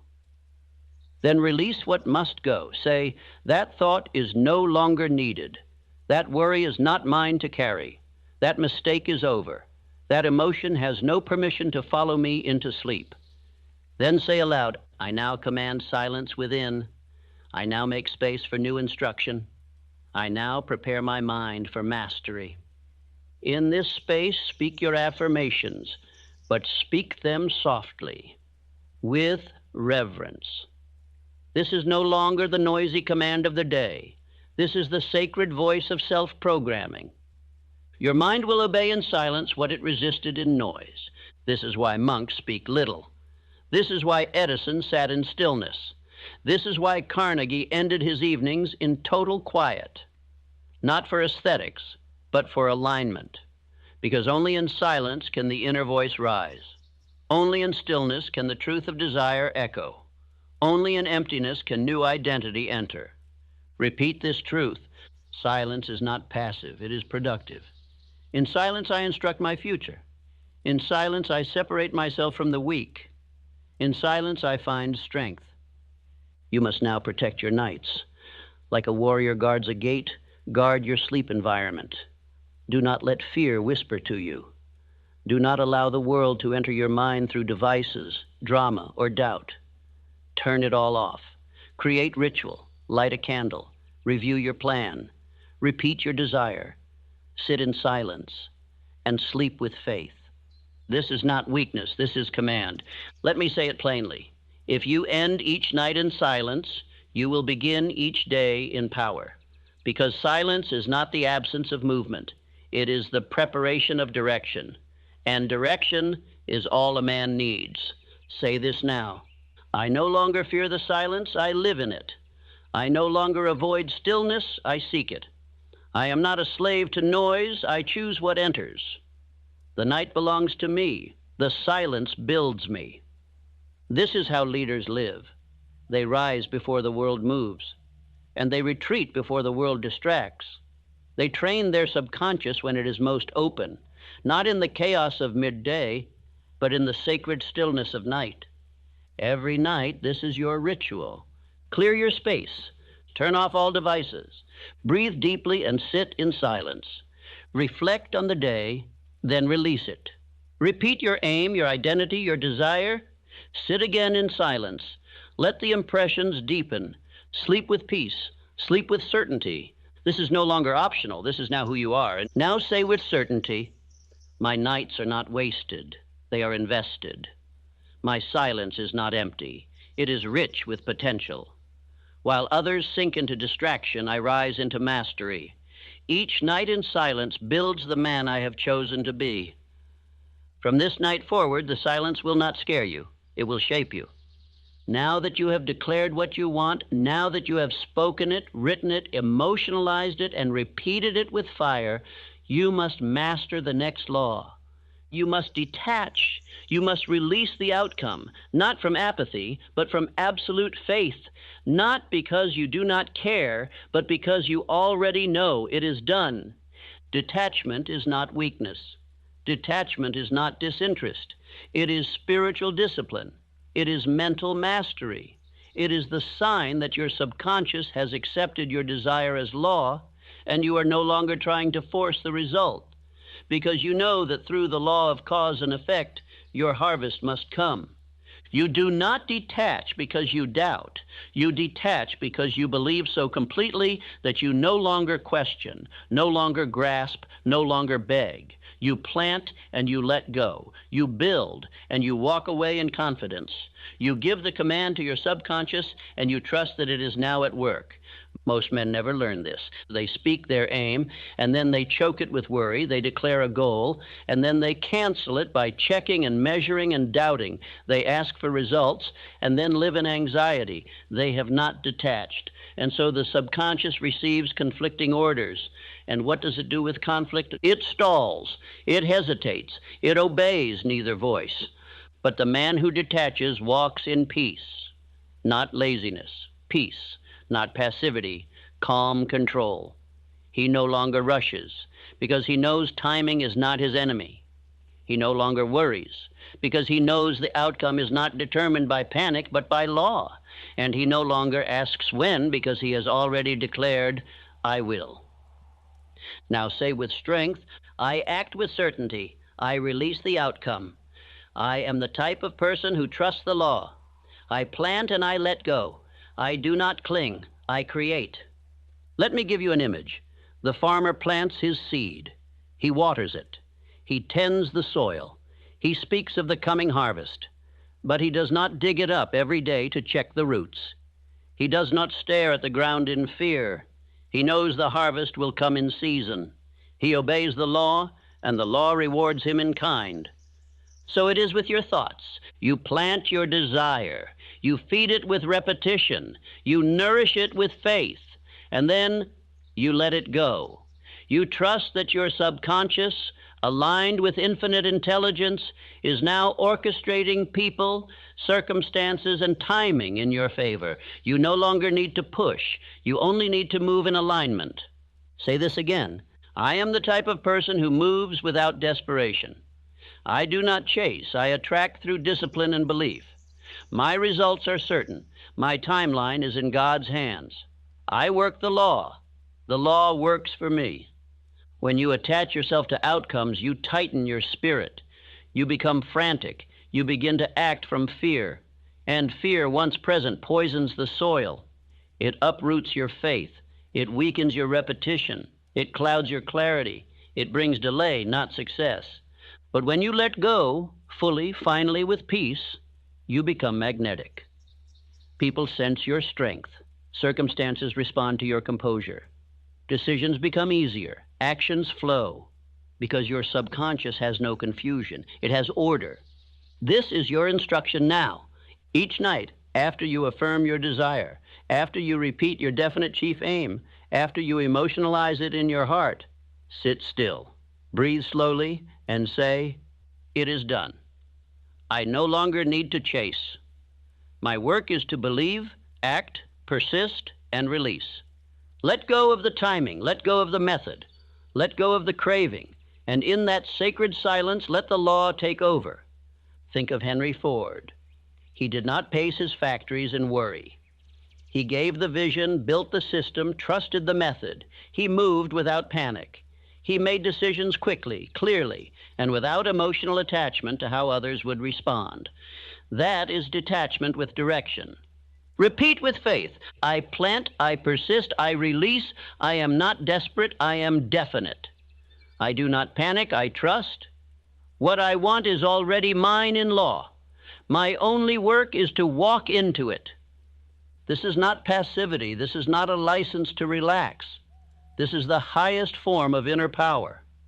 You keep acting, keep speaking, keep building, but now without gripping. And that makes you light. That makes you clear. That makes you unstoppable. Detach from outcomes. Stay loyal to process. Detach from timelines. Stay loyal to structure. Detach from applause. Stay loyal to purpose. Detach from fear. Stay loyal to faith. And when the world asks, "Why aren't you rushing?" you will answer, "Because I have already won. The result is inevitable." Let us close with your nightly detachment ritual. Speak your chief aim aloud. Emotionalize it, visualize it. Say, "It is done." Breathe deeply. Release tension.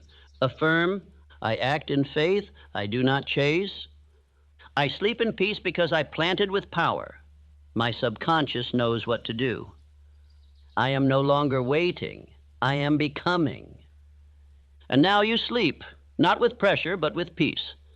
There is one transformation greater than all others. It is not the change in bank account or the home you build or the recognition you receive. Those are effects, reflections, byproducts. The greatest change, the only change that lasts, is the transformation of identity. And the greatest tool to do this is autosuggestion. Autosuggestion is the bridge between thought and reality. It is the language of the subconscious mind. It is how you hand a command to the infinite within you and say, "Build this, make this real, reshape who I am." You do not become successful by chasing success. You become successful by becoming the kind of man who is no longer capable of failing. And that begins by telling yourself, every day, every night, in silence and in speech, who you are becoming. Most men speak to others more than they speak to themselves. Most men repeat complaints more than commands.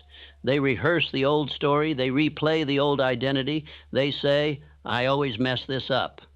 I'm not good at this. That's just how I am." And so the subconscious obeys, and it keeps them right there. But you are now a man of self-declaration. You no longer repeat the old self. You do not identify with the past. You do not reinforce weakness.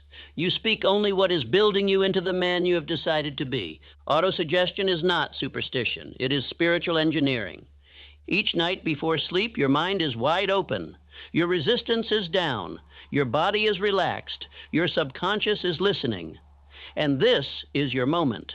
You must speak identity into yourself, not as hope, but as command.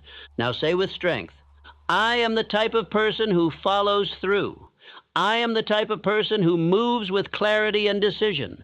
I am disciplined, certain, and resilient. I no longer identify with the man I used to be. Your old self is not your true self. It was built by years of unconscious suggestion, fear, failure, excuses, criticism. But now you are choosing yourself, constructing it, speaking it, repeating it. And the law says whatever is repeated with feeling must be accepted by the subconscious. That is identity transmutation. You take one belief and you burn it out. You replace it with a new declaration and you speak it nightly. You repeat it until your voice and your soul say it in unity. And soon, it is no longer what you're trying to believe. It is who you are. Let me show you what this sounds like. Old thought, I'm not consistent.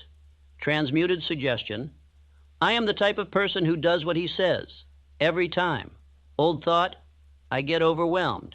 Transmuted suggestion, I break down every problem into clear, simple actions and I move. Old thought, I don't finish what I start. Transmuted suggestion, I am a finisher. I do not quit. I complete every task I touch. You are not lying to yourself.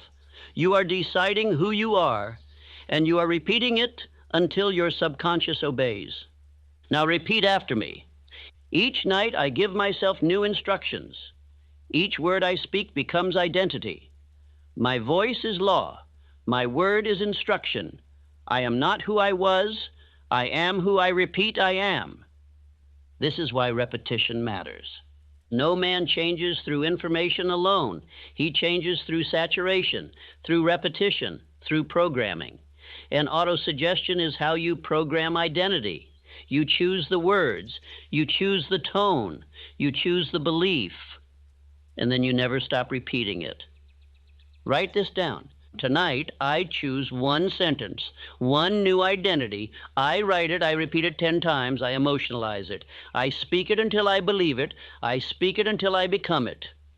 And I do this not for a week, not for a month, but until it is truth. Here are your affirmations now. I am no longer the man who doubts. I am the man who decides.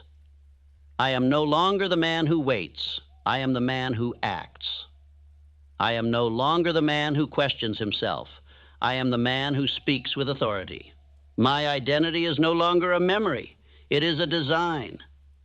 Let this burn into your subconscious. I become what I say. I become what I repeat. I become what I emotionally believe. That is the essence of all change. That is the soul of autosuggestion. That is the tool you now wield, night after night, until the work is done. So tonight, you do not simply fall asleep. You speak, you program, you command, and you wake up a step closer to your chosen self. Now that you've started this journey, now that you've planted the seed, repeated the command, visualized the outcome, and declared your identity, you must not quit. You must never quit. Not when it feels slow. Not when your emotions dip. Not when the world tells you nothing is happening. Because the truth is this, all transformation happens in silence before it shows up in substance. The roots grow before the fruit ever appears. And most men fail because they walk away 3 feet from gold. I've seen this too many times. A man begins with fire. He speaks his aim, feels it, writes it down, affirms it each night. He feels strong for a week, maybe 2, but then comes resistance, a dry day, an unanswered prayer, a moment where nothing visible changes. And so he makes the fatal mistake. He decides it isn't working. And so he stops. And the process dies, not because it was wrong, but because he didn't persist long enough for the law to reveal the reward. But you will not stop. You will not interrupt the law. You will not let temporary silence rob you of permanent change. You will remember this truth every night. The process is working, even when you cannot see it. The subconscious does not work on your schedule. The universe does not move by your clock. But if your effort is definite, if your action is consistent, if your belief is repeated, it must obey. Let me remind you of the lesson of 3 feet from gold. A man dug for treasure. He found a promising vein. He bought equipment. He began digging with faith. But when the gold seemed to vanish, he gave up, sold the land for scraps. And the man who bought it dug 3 more feet and struck one of the richest gold veins ever discovered. That is what quitting costs you. Not a loss, a delay in destiny, a forfeiting of treasure that was already within reach. Say this with me now. I am the type of person who finishes. I persist when others stop.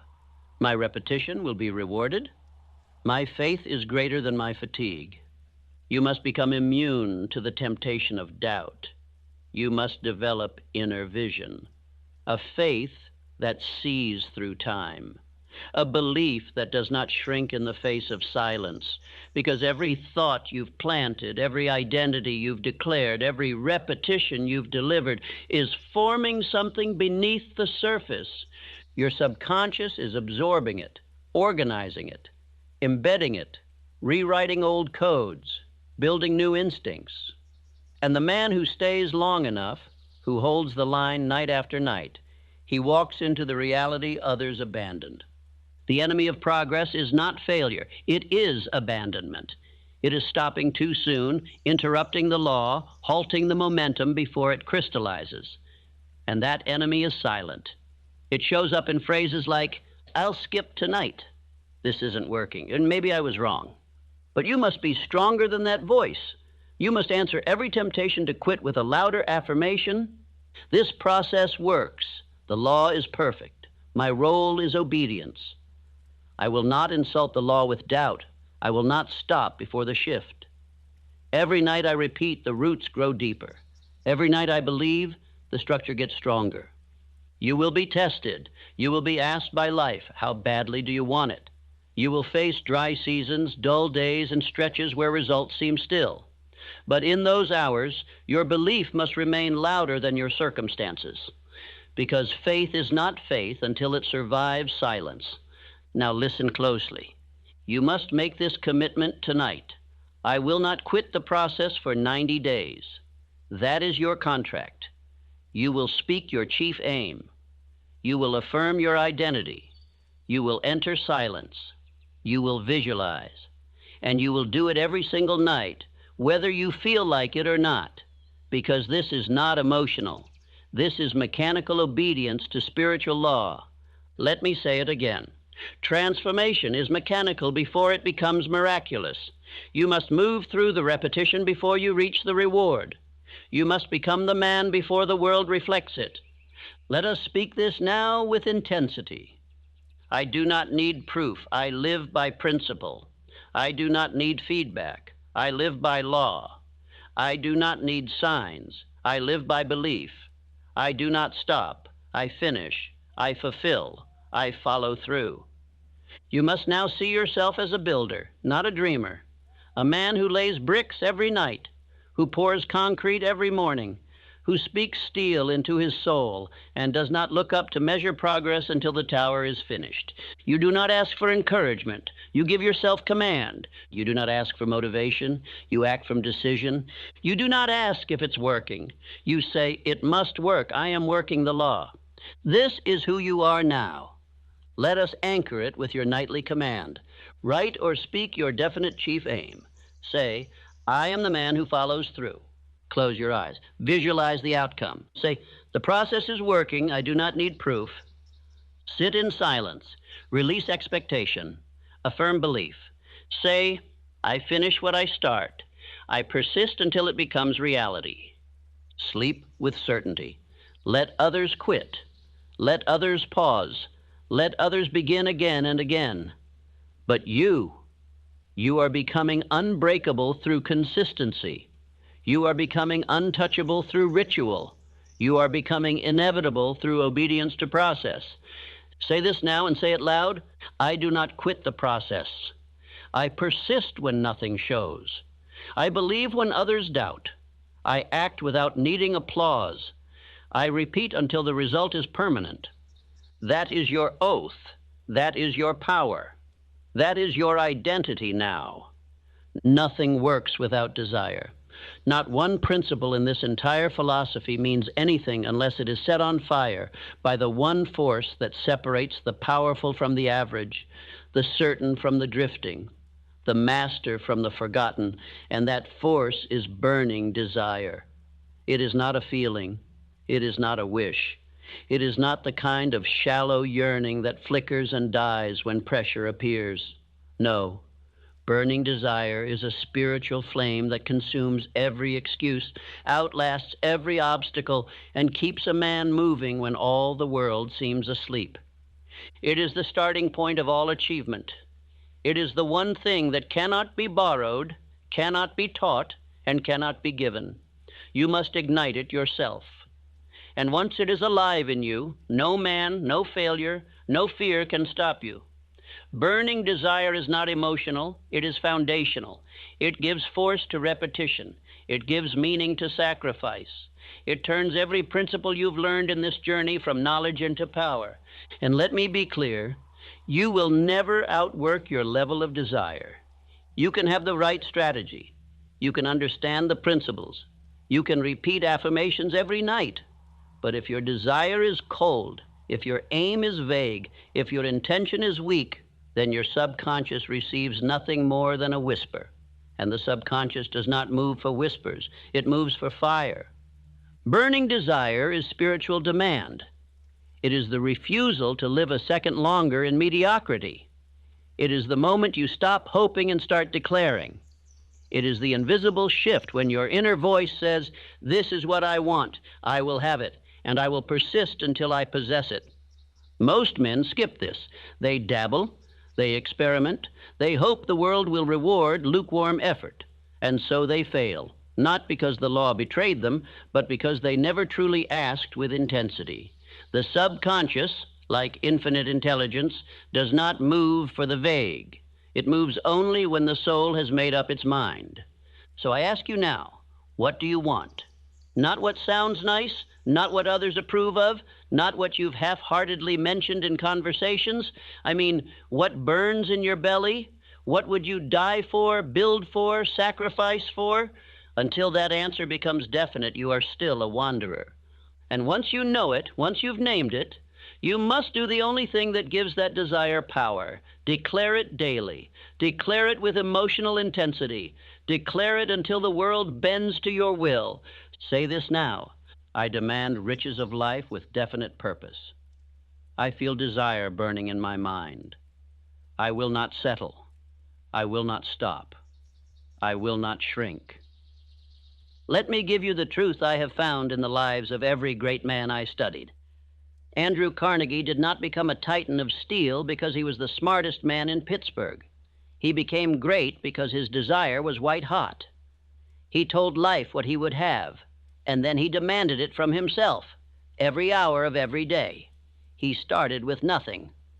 But his desire would not allow him to think like a poor man. And so he outlasted, outbuilt, and outdeclared men with more education, more money, and more approval. Burning desire does not require credentials. It requires fire. Think of Thomas Edison. 10,000 failed attempts to produce the electric light. 10,000 nights of disappointment. 10,000 reasons to quit. But he said, "I have not failed. I've just found 10,000 ways that won't work." That is what burning desire sounds like. It does not entertain defeat. It does not pause for sympathy. It keeps building while others make excuses. And what of Henry Ford? When the experts told him the V8 engine was mechanically impossible, he told his engineers, "Build it anyway." Month after month, they returned with failure, and every time he said the same thing, "Build it anyway." And when they finally succeeded, the world praised his genius. But the truth is, his genius was simply this: he never allowed desire to cool. Now you must do the same. Each night, as your body winds down and your conscious mind prepares to sleep, you must reawaken the fire. You must speak your desire with force, with rhythm, with command. Let the subconscious hear it. Let it feel the urgency. Let it receive the image with clarity and the intention with certainty. This is your ritual now. Write your definite chief aim at the top of a fresh page. Speak it aloud 10 times. Feel your body respond. Breathe deeply. Stand tall. Say, "This is mine. I claim it now. This is not a dream. This is law. This will not fade. This will not fail. I will not yield." And then close your eyes. See the image. Walk in the life. Touch the results. And let that emotional blueprint burn itself deeper into the subconscious. Because every night you do this, you are writing identity. You are instructing the law. You are saying to infinite intelligence, "I am not playing with this. I am committed." Repeat these words now. My desire is definite. My belief is intense. My repetition is sacred. I am the man who demands results from himself and from life. I do not wait for permission. I do not shrink from rejection. I do not ask twice. I act. I declare. I persist. Burning desire is the master switch. Without it, no power flows. Without it, the subconscious ignores you. Without it, repetition becomes routine instead of transformation. But with it, every law obeys, every plan moves, every habit locks into place. Let this be your oath. I will speak my desire until it becomes my tone. I will repeat my aim until the world memorizes it. I will feel my future so deeply that the present cannot hold me. I will not live like the man I used to be. I will build the man I demand to be. And now declare again, I demand riches of life with definite purpose. I feel desire burning in my mind. I will not settle. I will not stop. I will not shrink. Say this every night. Say it when no one watches. Say it until your voice and your belief are one. Say it until your desire is no longer an emotion, but an identity. Now that your desire is burning, now that your chief aim is alive in you, not as a thought but as a fire, you must protect the atmosphere in which it grows. You must understand the sacred importance of where and how you plant your thoughts. And there is no holier ground, no more fertile hour than the final moments of your day. The night is sacred, and silence is the gatekeeper of power. Most men fall asleep to noise. They give their final attention to voices that are not their own, arguments, distractions, flashing lights, and empty chatter. They enter rest with minds cluttered, hearts scattered, and thoughts left to drift in 1,000 directions. And so the subconscious, waiting for instruction, receives only chaos. And when the subconscious receives chaos, it obeys chaos. But you are no longer like most men. You are no longer a servant of distraction. You are a master of command, and a master understands this. The subconscious mind does not speak English. It speaks vibration, tone, atmosphere, and emotional repetition. And the atmosphere of silence is its most receptive temple. You must treat the night like a place of worship, not a time to collapse, not a time to be entertained, a time to build, a time to instruct, a time to focus your mental force without the interference of the world. Let me say it again with absolute clarity. Silence is not the absence of sound. Silence is the presence of self-control. In the quiet, your inner voice becomes clearer. Your imagination gains authority. Your affirmations become more potent. Your identity becomes sharper, and your desire becomes bolder. Silence magnifies everything you've planted. Now here is your practice. Each night, 30 minutes before rest, turn off all unnecessary input. No music, no mindless noise. You must create a sacred chamber around you, even if you are in a small room or a crowded home. You must take control of your immediate space. Dim the lights. Sit still. Let the day fade from your nervous system. Let the old energy release from your body. and do not speak unless it is in alignment with your definite purpose. Because in the stillness, you are not doing nothing. You are doing the most powerful work of all. You are programming your inner world. Say this now. Silence is not absence. It is alignment. When the world sleeps, I rise inward. When all is quiet, I give command. This silence is my temple. I build myself here. Let me tell you why the night matters most. During the day, your conscious mind is bombarded. Thousands of suggestions, emotions, noises, distractions. You must defend yourself constantly. But at night, the gate weakens. The body softens. The resistance fades. And this is your opening. The subconscious becomes fertile.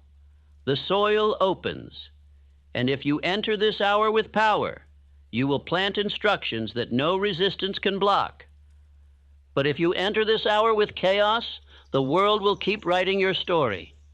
And so you must now become a man of nightly silence. Not once, not sometimes, always. This is how you rise in the dark. Now repeat after me. I protect my final hour. I do not surrender my mind to noise. The silence builds my strength. In the quiet, I give my soul new orders. Let me be more specific. Your subconscious does not need volume. It needs precision. It does not require speeches. It requires repetition in peace.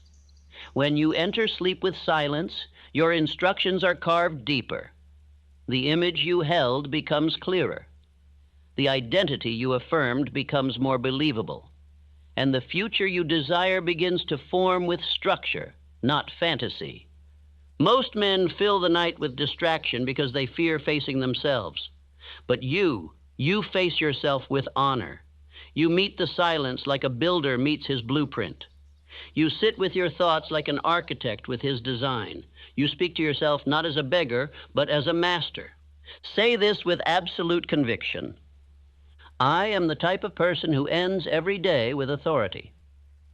My final hour is mine. I do not give it away. The world does not close my day, I do. I enter rest not by collapse, but by command. Let me give you your nightly silence structure. Clear the environment. No noise, no unnecessary light, absolute intention.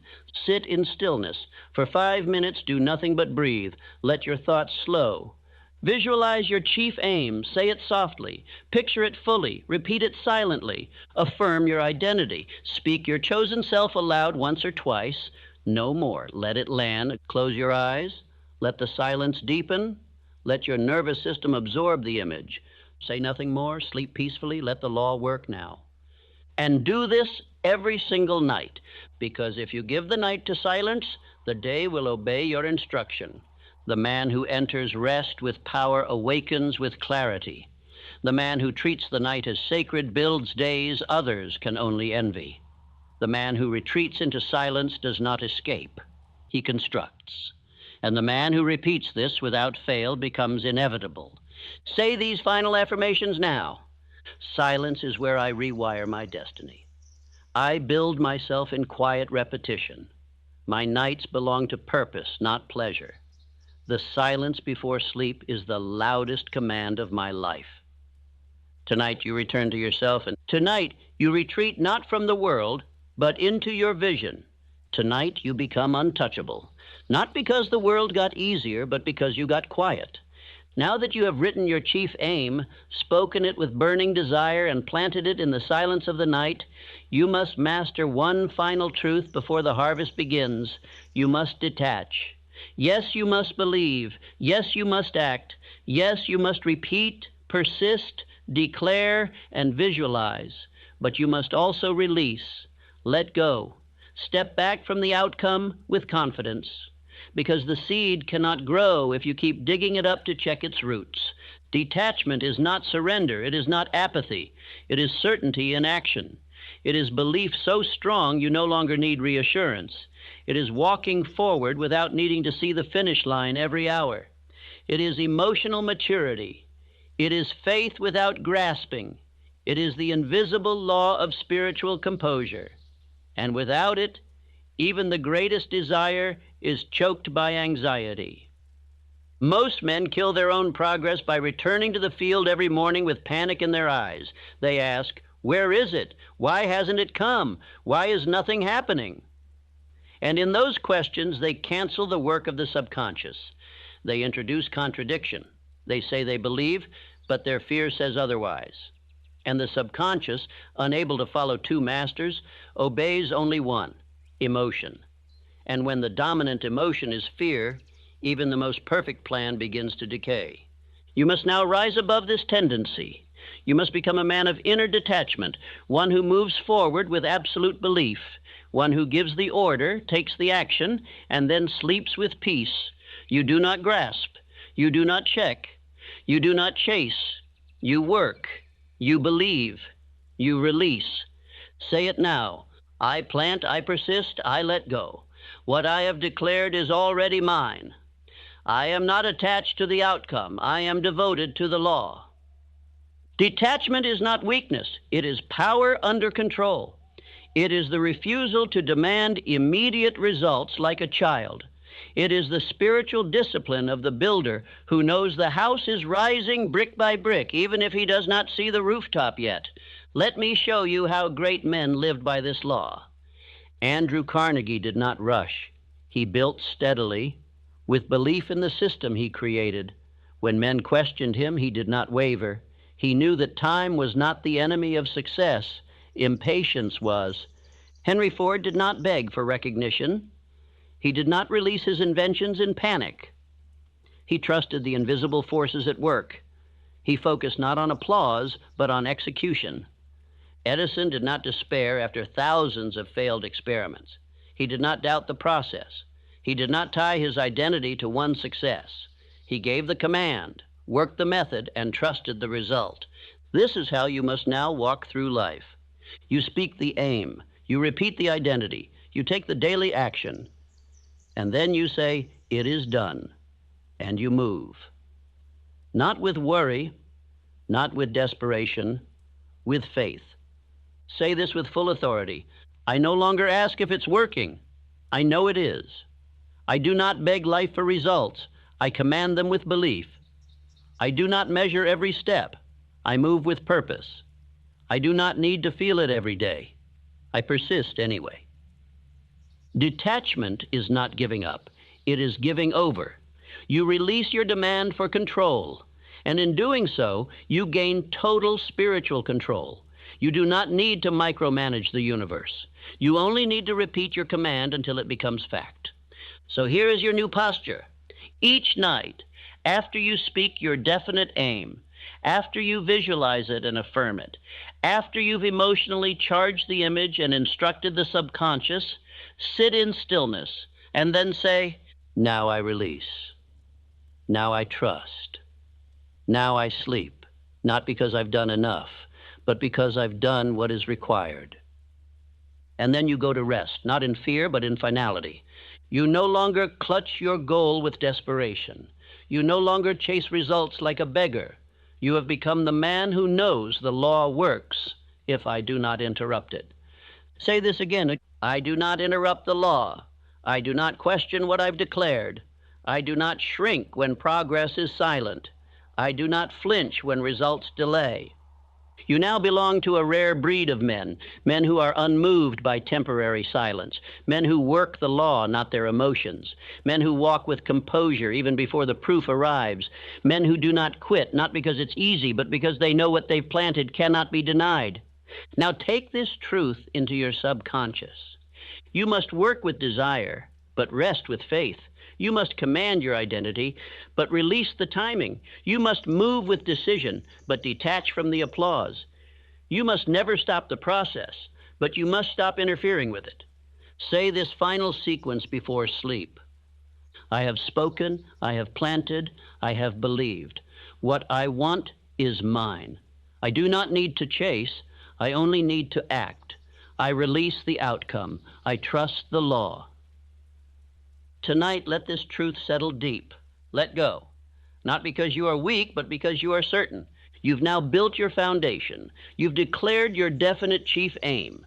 You've burned it with desire. You've fed it to the subconscious in silence. You've released the outcome with faith.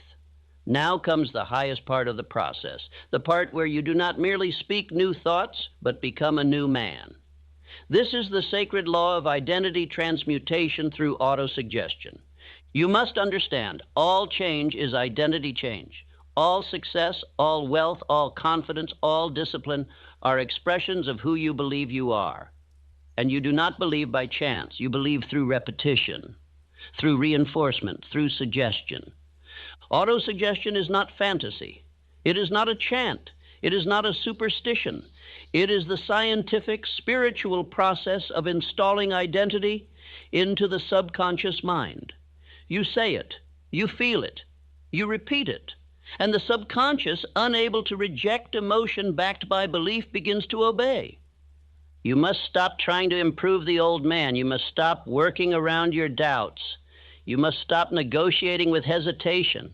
You must become the man you are trying to become, not through willpower alone, not through waiting, but through autosuggestion. You do not fight the old self. You replace him. Each time you say, I am the type of person who follows through, you are not describing your past. You are constructing your future. You are building the man in thought before he becomes fact. And the subconscious begins to obey, not because it understands logic, but because it accepts emotional repetition. Say this now. I am no longer becoming, I am now being. I declare myself to be the man I have chosen.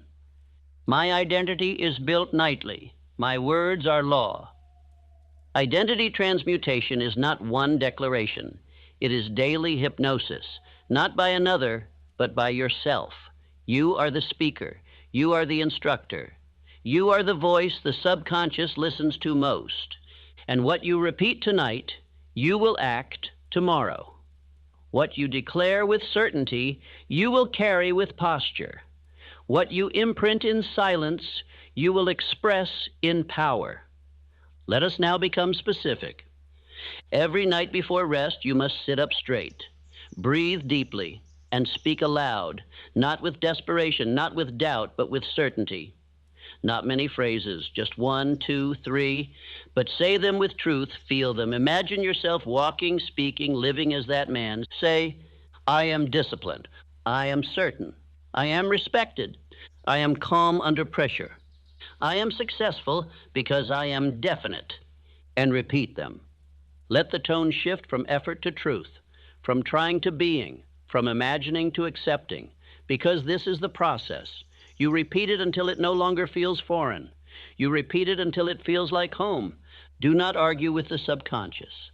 It cannot be reasoned with. It must be led. And it is led through conviction. Let me show you how great men use this law. Carnegie saw himself as a builder before he held a single fortune.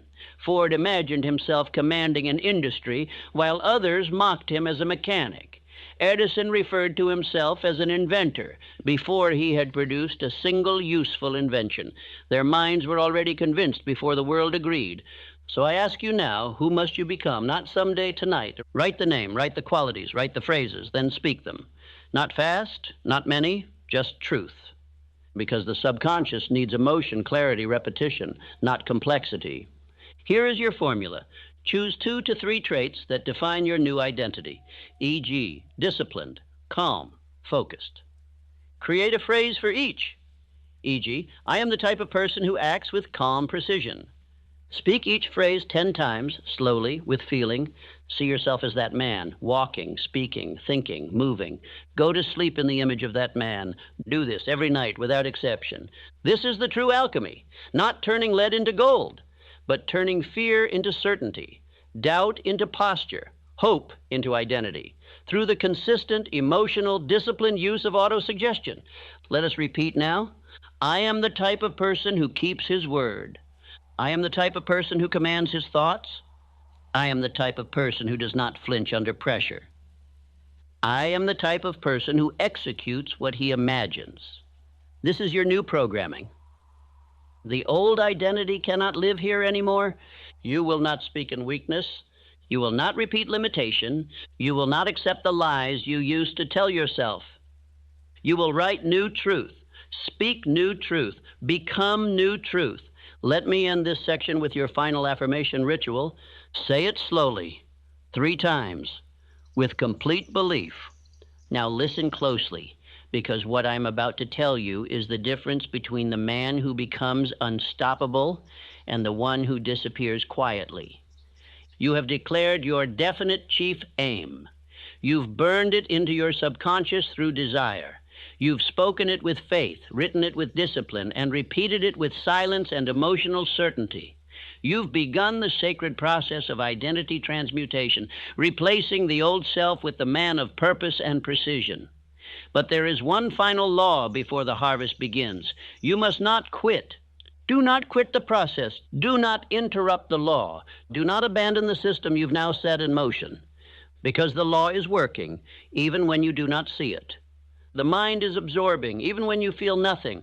The identity is forming, even when the world does not yet reflect the change. Let this be written into your soul. Most men fail not because the process is broken, but because they break themselves by quitting too soon.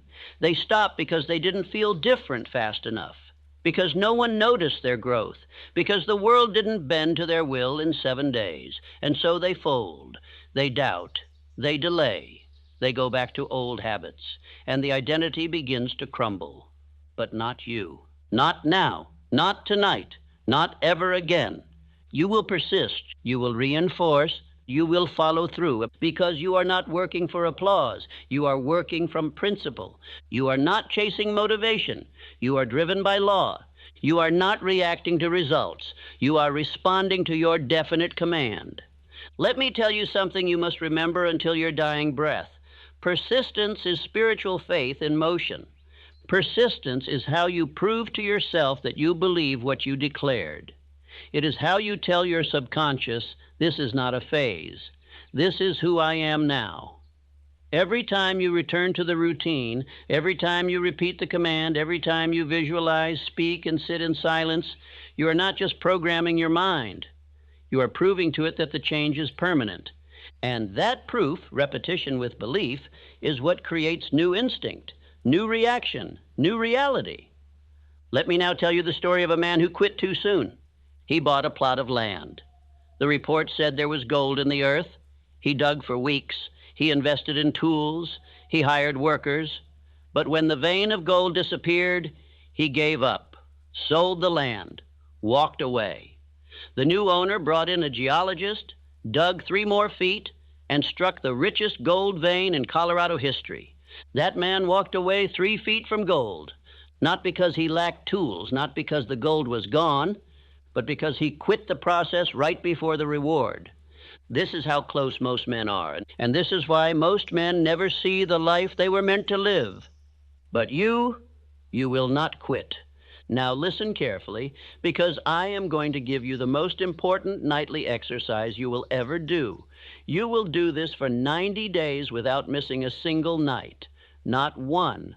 Not for distraction. Not for fatigue. Not for excuses. You will do this because this is who you are now. Step 1. Sit up in silence. Before lying down, sit up on your bed, back straight, lights low, no phone, no screen. This is your command posture. This is your seat of power. You are not collapsing into sleep.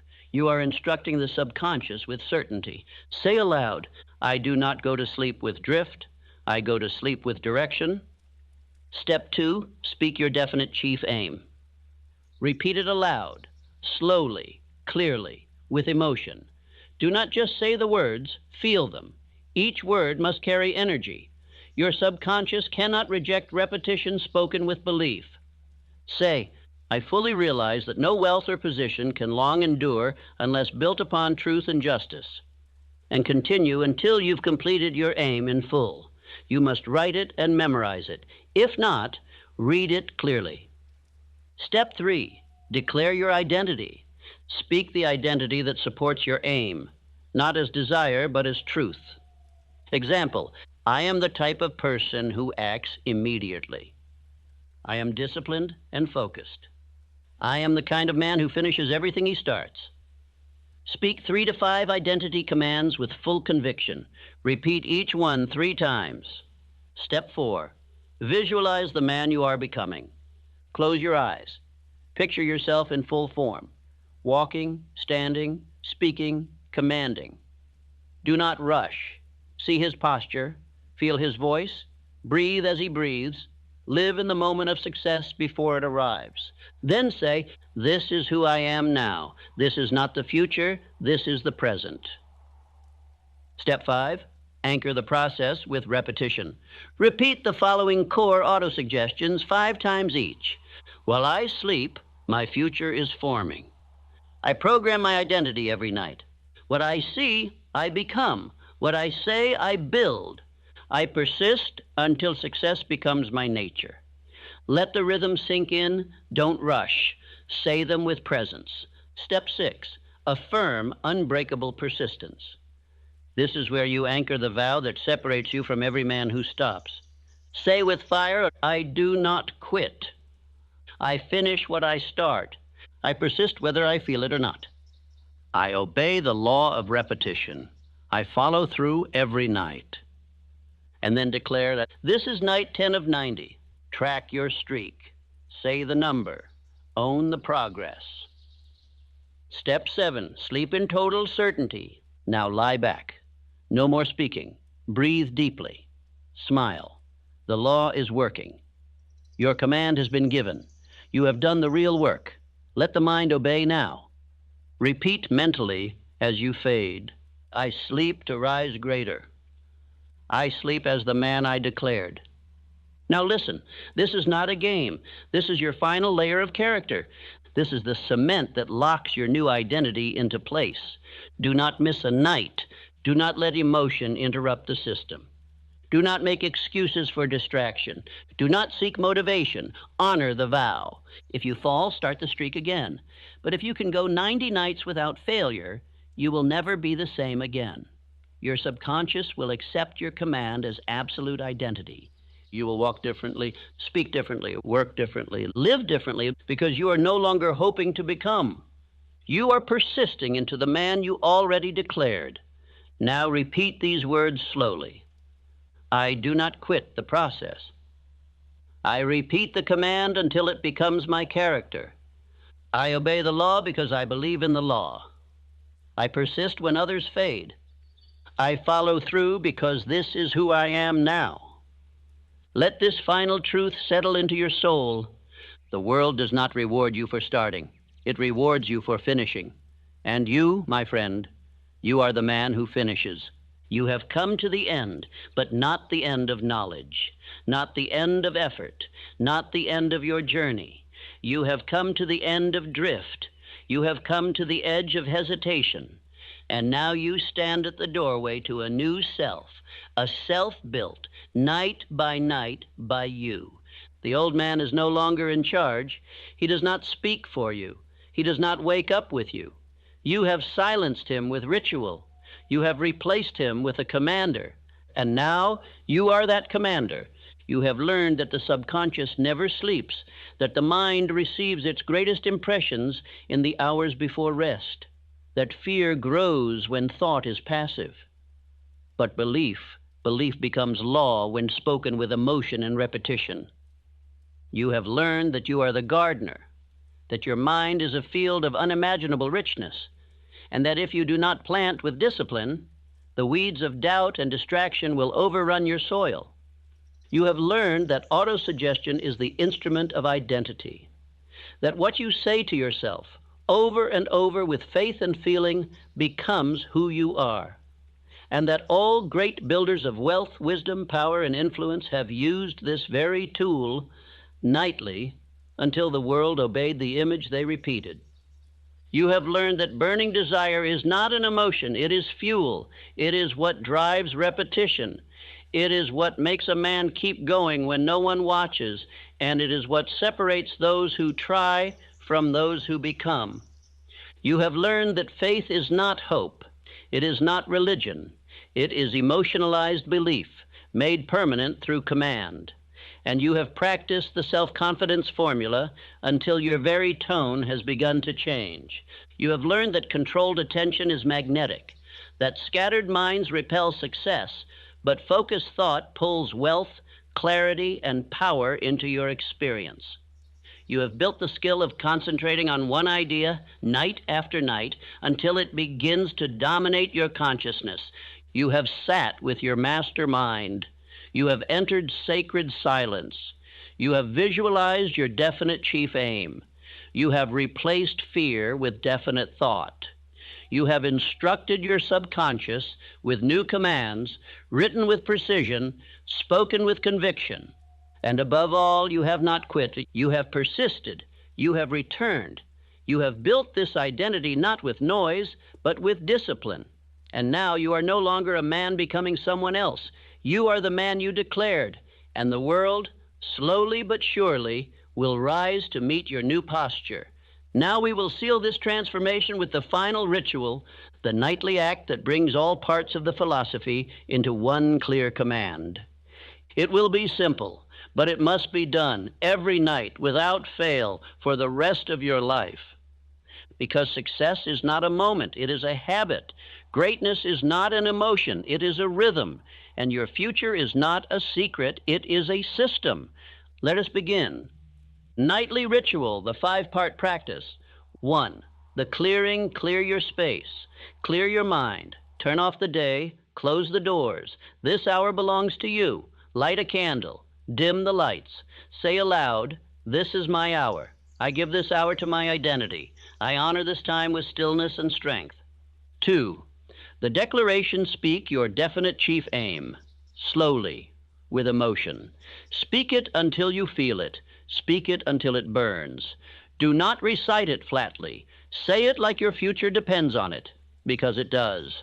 I fully realize that no wealth or position can long endure unless built upon truth and justice. Complete your full written aim aloud. 3. The visualization. Close your eyes. Breathe deeply. See the life you have declared. See yourself in motion, walking in that life, feeling the results, owning the outcome. Say, I see the man I've become. I am that man now. This vision is not someday. It is instruction. 4. The command of identity. Now speak identity with clarity. Say who you are. Say it with finality. Do not ask. Do not hope. Declare. I am the type of person who follows through. I am the type of person who lives with purpose. I am the type of person who finishes what he starts. I am the type of person who commands his mind and respects the law. 5. The final affirmation sequence. Now speak the final lines. These are your closing words. This is the programming your subconscious will obey while your body rests. Let these 5 truths echo until sleep takes you. Say, I am clear. I am confident. I am powerful. I build success every night. I sleep to rise greater. Repeat them again. I am clear. I am confident. I am powerful. I build success every night. I sleep to rise greater. One more time, slower. With complete faith, I am clear. I am confident. I am powerful. I build success every night. I sleep to rise greater. And now, rest. Let the law work. Let the subconscious build. Let infinite intelligence do what it always does when you obey with faith, repetition, and discipline. You are not asleep. You are becoming. You are not drifting. You are rising. You are not hoping. You are creating through law, through ritual, through power. This is how a man builds the life he deserves. And you, my friend, are that man now.